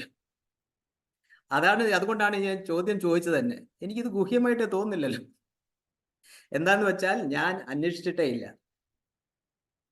ഞാൻ തീവ്രമായിട്ട് അന്വേഷിച്ചിട്ടേ ഇല്ല. അതുകൊണ്ടാണ് എനിക്കിത് ഗുഹ്യമായിട്ട് തോന്നാത്തത്. എൻ്റെ ആൻസർ മനസ്സിലാവുമെന്നറിയില്ല. ഞാൻ ചോദിച്ച കാരണം എനിക്ക് ഇത് ഗുഹ്യമായിട്ട് തോന്നുന്നില്ല. എന്താ വെച്ചാൽ ഞാൻ ഇതിന് അന്വേഷിച്ചിട്ടില്ല. നമ്മളാരും, ഞാൻ പറഞ്ഞത് മനസ്സിലാവുമെന്നറിയില്ല, ആ കഥയില് നമ്മൾ കള്ളനാണ് ആവേണ്ടത്. അർജുനൻ കള്ളനായിരുന്നു. നമ്മളെല്ലാവരും കള്ളനായില്ലെങ്കിൽ നമുക്ക് ആ സ്വർണം വെച്ചതിന് എവിടാന്ന് അറിഞ്ഞിട്ട് ഒരു കാര്യവും നമുക്ക് അത് അപ്രിഷ്യേറ്റ് ചെയ്യുന്നില്ല. ഇത് ഇവിടാണ് തലയുടെ കീഴിലായിട്ട് വെച്ചത്. അപ്പൊ കള്ളൻ ശരിക്കും ഈ വുഡ് അപ്രിഷ്യേറ്റ്. ഉത്തരം പറഞ്ഞപ്പോ അത് നല്ലൊരു സ്ഥലമായിരുന്നു, അവിടെ വെച്ച് പോയത്. ഞാൻ അവിടെ അന്വേഷിച്ചേ ഇല്ല. ഞാൻ എത്ര ജന്മങ്ങൾ എത്രയോ വന്നു പോയി. ഞാൻ വെളിയിൽ ഇങ്ങനെ നോക്കി നടക്കുകയാണ്, എവിടാണ് സത്യമുള്ളത്, എവിടാണ് അനന്തമായിട്ടുള്ള ഒരു സന്തോഷമുള്ളത്, എവിടാണ് എന്ന് ഞാൻ ജന്മങ്ങൾ വന്നു. പക്ഷെ ഇപ്പോഴും ഞാൻ ശരിക്കും അന്വേഷിക്കുന്നില്ല, തീവ്രമായി അന്വേഷിക്കുന്നില്ല. ഇതാണ് എനിക്ക് തോന്നുന്നു. ശരി, ഏതായാലും ലാസ്റ്റ് ഒരു ചോദ്യം കൂടെ എൻ്റെ അറിവില്. ഇവിടെ കൃഷ്ണൻ ദൈവത്തെ മനസ്സിലാക്കുന്നത് എളുപ്പമാണോ അതോ വളരെ കഷ്ടമാണോ എന്നാണോ പറയുന്നത് നമ്മുടെ ഈ ചാപ്റ്ററിൽ? 9ാമത്തെ ചാപ്റ്ററിൽ ഇതൊരു ക്വിസ് പോലെയാണ്. സംശയമായിരിക്കാം, അല്ലെങ്കിൽ ഒരു ക്വിസ് ആകാം. കൃഷ്ണൻ പറയുന്നത് ദൈവത്തെ മനസ്സിലാക്കുന്നത് എളുപ്പമാണോ അതോ വളരെ കഷ്ടമാണോ? എന്താണ് പറഞ്ഞിരിക്കുന്നത്? ഹരിയോം അണ്ണ. ഹരിയോം. ഇത് രാജവിദ്യ, രാജഗുഹ്യം, അത് റോയൽ നോളജിനെ പറ്റി, അതായത് റോയൽ നോളജ്, നമ്മുടെ എല്ലാ നോളജിനെ നമുക്ക് റോയൽ ആക്കി മാറ്റാം എന്നാണ് കൃഷ്ണൻ ഉദ്ദേശിക്കുന്നത്. അതായത് ഇപ്പൊ ഒരു ഡോക്ടർ പഠിച്ച് കുറെ പഠിക്കണം, എന്നാൽ മാത്രമേ അത് സ്പെഷ്യലിസ്റ്റ് ആകാൻ കഴിയുകയുള്ളൂ. അതുപോലെ തന്നെ ഏത് വിദ്യ പഠിക്കുന്നവരും കുറേയധികം നമ്മൾ പഠിക്കാനുണ്ട്, എന്നാൽ മാത്രമേ അത് കൂടുതൽ നമുക്ക് അത് അറിയാൻ സാധിക്കുകയുള്ളൂ. അതുപോലെ തന്നെ ഒരു വീട്ടമ്മയ്ക്കും ഒരു സ്പെഷ്യലിസ്റ്റ് ആവാം. എങ്ങനെയാ വെച്ചാൽ നല്ല രീതിയിൽ പാചകം ചെയ്ത് കഴിഞ്ഞാൽ, നല്ല ഫുഡ് ഉണ്ടാക്കി കഴിഞ്ഞാൽ, ഒരു റോയൽ ഫുഡ് ഉണ്ടാക്കി കഴിഞ്ഞാലും അവര് നോളജും റോയൽ എന്ന് നമ്മൾ പറയാം.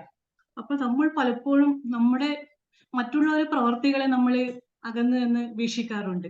അവരെന്ത് ചെയ്യുന്നു, അവരെല്ലാ കാര്യങ്ങളും. അതുപോലെ തന്നെ നമ്മുടെ മൈൻഡിനെ നമുക്ക് അങ്ങനെ വീക്ഷിക്കാം. നമ്മുടെ വികാരങ്ങളെയൊക്കെ നമ്മളെ ആ ചിന്തകളൊക്കെ നമ്മൾക്ക് തന്നെ വീക്ഷിക്കാൻ കഴിഞ്ഞാൽ അപ്പോൾ നമ്മുടെ മനസ്സൊന്നിലും ഒട്ടിപ്പിടിക്കാതിരിക്കും. അപ്പോൾ നമ്മുടെ പ്രവർത്തികൾ കൊണ്ടും നമ്മുടെ ചിന്തകൾ കൊണ്ടും നമുക്ക് റോയൽ ആവാൻ കഴിയുമെന്നാണ് ഭഗവാൻ പറയുന്നത്. അപ്പോൾ നമ്മൾ ഒരാളെ പറ്റി ഇപ്പൊ കാണുമ്പോൾ കുറെ ഇൻഫോർമേഷനാണ് നമ്മൾ പലപ്പോഴും കളക്ട് ചെയ്യുന്നത്. അതായത് ഇൻഫോർമേഷനാണ് നമ്മൾ പ്രാധാന്യം കൊടുക്കുന്നത്. നിങ്ങൾ എവിടെയാണ്, എവിടെ നിന്ന് വരുന്നു, പേരെന്താണ്, ജോലി എന്താണ്, മക്കളുണ്ടോ, ഭാര്യയുണ്ടോ എന്നൊക്കെ നമ്മൾ ചോദിക്കുന്നു. ആ നോളജൊക്കെ കിട്ടിക്കഴിഞ്ഞാൽ ആ ഇൻഫോർമേഷനൊക്കെ നമ്മൾ കളക്ട് ചെയ്യുന്നത് നമ്മുടെ മനസ്സിലാണ്. അപ്പോൾ അത് ഇപ്പൊ കമ്പ്യൂട്ടറിലാണെങ്കിലും എല്ലാ നോളജ് എല്ലാം കളക്ട് ചെയ്യാൻ അതിനുള്ളിലൊരു ഇത് വേണം, മെമ്മറി വേണം. അതുപോലെ തന്നെ ആ മെമ്മറി നമ്മുടെ മനസ്സിലേക്ക് അപ്പോൾ കളക്ട് ചെയ്തുകൊണ്ടിരിക്കുകയാണ് ചെയ്യുന്നത്. അപ്പോൾ നമ്മുടെ മൈൻഡിനുള്ള ആ ശക്തി, ആ ചൈതന്യം, അതിൽ നമ്മൾ വികസിക്കുമ്പോൾ നമ്മുടെ നോളജ് റോയലായി മാറും. ഓക്കെ, ഹരിയോം അക്ക. ഹരിയോം. അപ്പോ ഈ റോയൽ നോളജ് കിട്ടുന്നത്, മനസ്സിലാക്കുന്നത് എളുപ്പമെന്നാണ് കൃഷ്ണൻ പറയുന്നത്. വളരെ എളുപ്പമെന്നാണ് പറയുന്നത്. കൃഷ്ണൻ 2ാമത്തെ 3ാമത്തെ ശ്ലോകത്തിൽ പറയുന്നത് ഈ ജ്ഞാനം, ഈ അറിവ് കിട്ടുന്നത് വളരെ എളുപ്പമാണ്, പക്ഷെ ഗുഹ്യവുമാണ്. അതെങ്ങനെയാണ് ഇതെല്ലാം ഒരുമിച്ചാവുന്നത്? എളുപ്പം എന്ന് പറയുന്നു, വളരെ ഗുഹ്യം എന്നും പറയുന്നു. ഇതെങ്ങനെയാണ്? അതാണ് ചോദ്യം ചോദിച്ചത്. എനിവേ, അതിന്റെ ഉത്തരമായിട്ട് എനിക്ക് മനസ്സിലാവുന്ന, ഉത്തരം ശരിക്കൊന്നും അറിയത്തില്ല. ഏതായാലും നമുക്ക് നമ്മുടെ ഗുരുവില് കംപ്ലീറ്റ് വിശ്വാസമുണ്ടെങ്കിൽ പിന്നെ എനിക്ക് ഇത് അറിഞ്ഞുകൂടാ, എനിക്കിത് അറിയണം എന്നുള്ളൊരു ആഗ്രഹമുണ്ട്. അപ്പൊ എനിക്ക് അറിഞ്ഞുകൂടാ എന്നുള്ളൊരു കാര്യം വ്യക്തമാണെങ്കിലേ ഉള്ളൂ എനിക്ക് അറിയാൻ പറ്റുന്നത്. എനിക്കിത് അറിയത്തില്ല, എനിക്ക് തോന്നുന്നില്ല. ഞാൻ ഇപ്പോഴും എനിക്ക് വലിയ സീരിയസ് ആയിട്ട് എനിക്കൊരു അവിദ്യ ഉണ്ട്, എനിക്ക് അറിവില്ലായ്മ ഉണ്ട് എന്ന് ഞാൻ കംപ്ലീറ്റ് ആയിട്ട് ഞാൻ വിശ്വസിക്കുന്നില്ല ഇതുവരെ. അങ്ങനെ ഇങ്ങനത്തെ സ്ഥിതിയിൽ എനിക്ക് അറിയാനുള്ള ആഗ്രഹമേ ഇല്ല. എനിക്ക് അറിഞ്ഞൂടാ എന്നുള്ളൊരു വ്യക്തമായി എനിക്ക് അങ്ങനെ ഒരു സ്ഥിതിയിൽ വരുമ്പോഴാണല്ലോ എനിക്ക് അറിയണം എന്നുള്ളൊരു ആഗ്രഹം വരുന്നത്. അത് തന്നെ ഇല്ല. അപ്പോൾ കൃഷ്ണൻ പറയുന്നത് നല്ലപോലെ വ്യക്തമാണെങ്കിൽ ഒരാൾക്ക് അവിദ്യ ഉണ്ട് എന്ന് മനസ്സിലായി കഴിഞ്ഞാൽ അങ്ങനത്തെ ഒരാൾക്ക് ഇത് എളുപ്പം മനസ്സിലാവും, അല്ലെങ്കിൽ വളരെ ഗുഹ്യമായിരിക്കും. ഇതിങ്ങനെ നമ്മൾ ഗുരുവിൻ്റെ അടുത്തും പോകും, പലരിടത്തും പോകും, അമ്പലത്തിലും പോകും, ഇത് പക്ഷെ ഗുഹ്യമായിട്ട് തന്നെ ഇരിക്കും. ആ സത്യം നമ്മളിൽ നിന്ന് അകന്നിരിക്കും, നമുക്കത് മനസ്സിലാവുന്നില്ല എന്നാണ് എനിക്ക് മനസ്സിലാവുന്നത്. പക്ഷെ ഇതിനകത്ത് ഒരുപാട് കാര്യങ്ങളുണ്ട്. ഇതെല്ലാം ഇപ്പം നമ്മൾ ഡിസ്കസ് ചെയ്തിട്ടില്ല. ഇ.വി. നാരായണൻ പറഞ്ഞ പോലെ ഭഗവത്ഗീത 6 ചാപ്റ്ററിൽ നമുക്ക് 3 ഭാഗമാക്കാം. ഏതായാലും ഇത് മധ്യഭാഗമാണ്. അതിൽ 9ാമത്തെ ചാപ്റ്റർ അതിൻ്റെ മധ്യമാണ്. അപ്പോൾ ദൈവത്തിൻ്റെ കാര്യം പറഞ്ഞുകൊണ്ടിരിക്കുകയാണ് ഇവിടെ.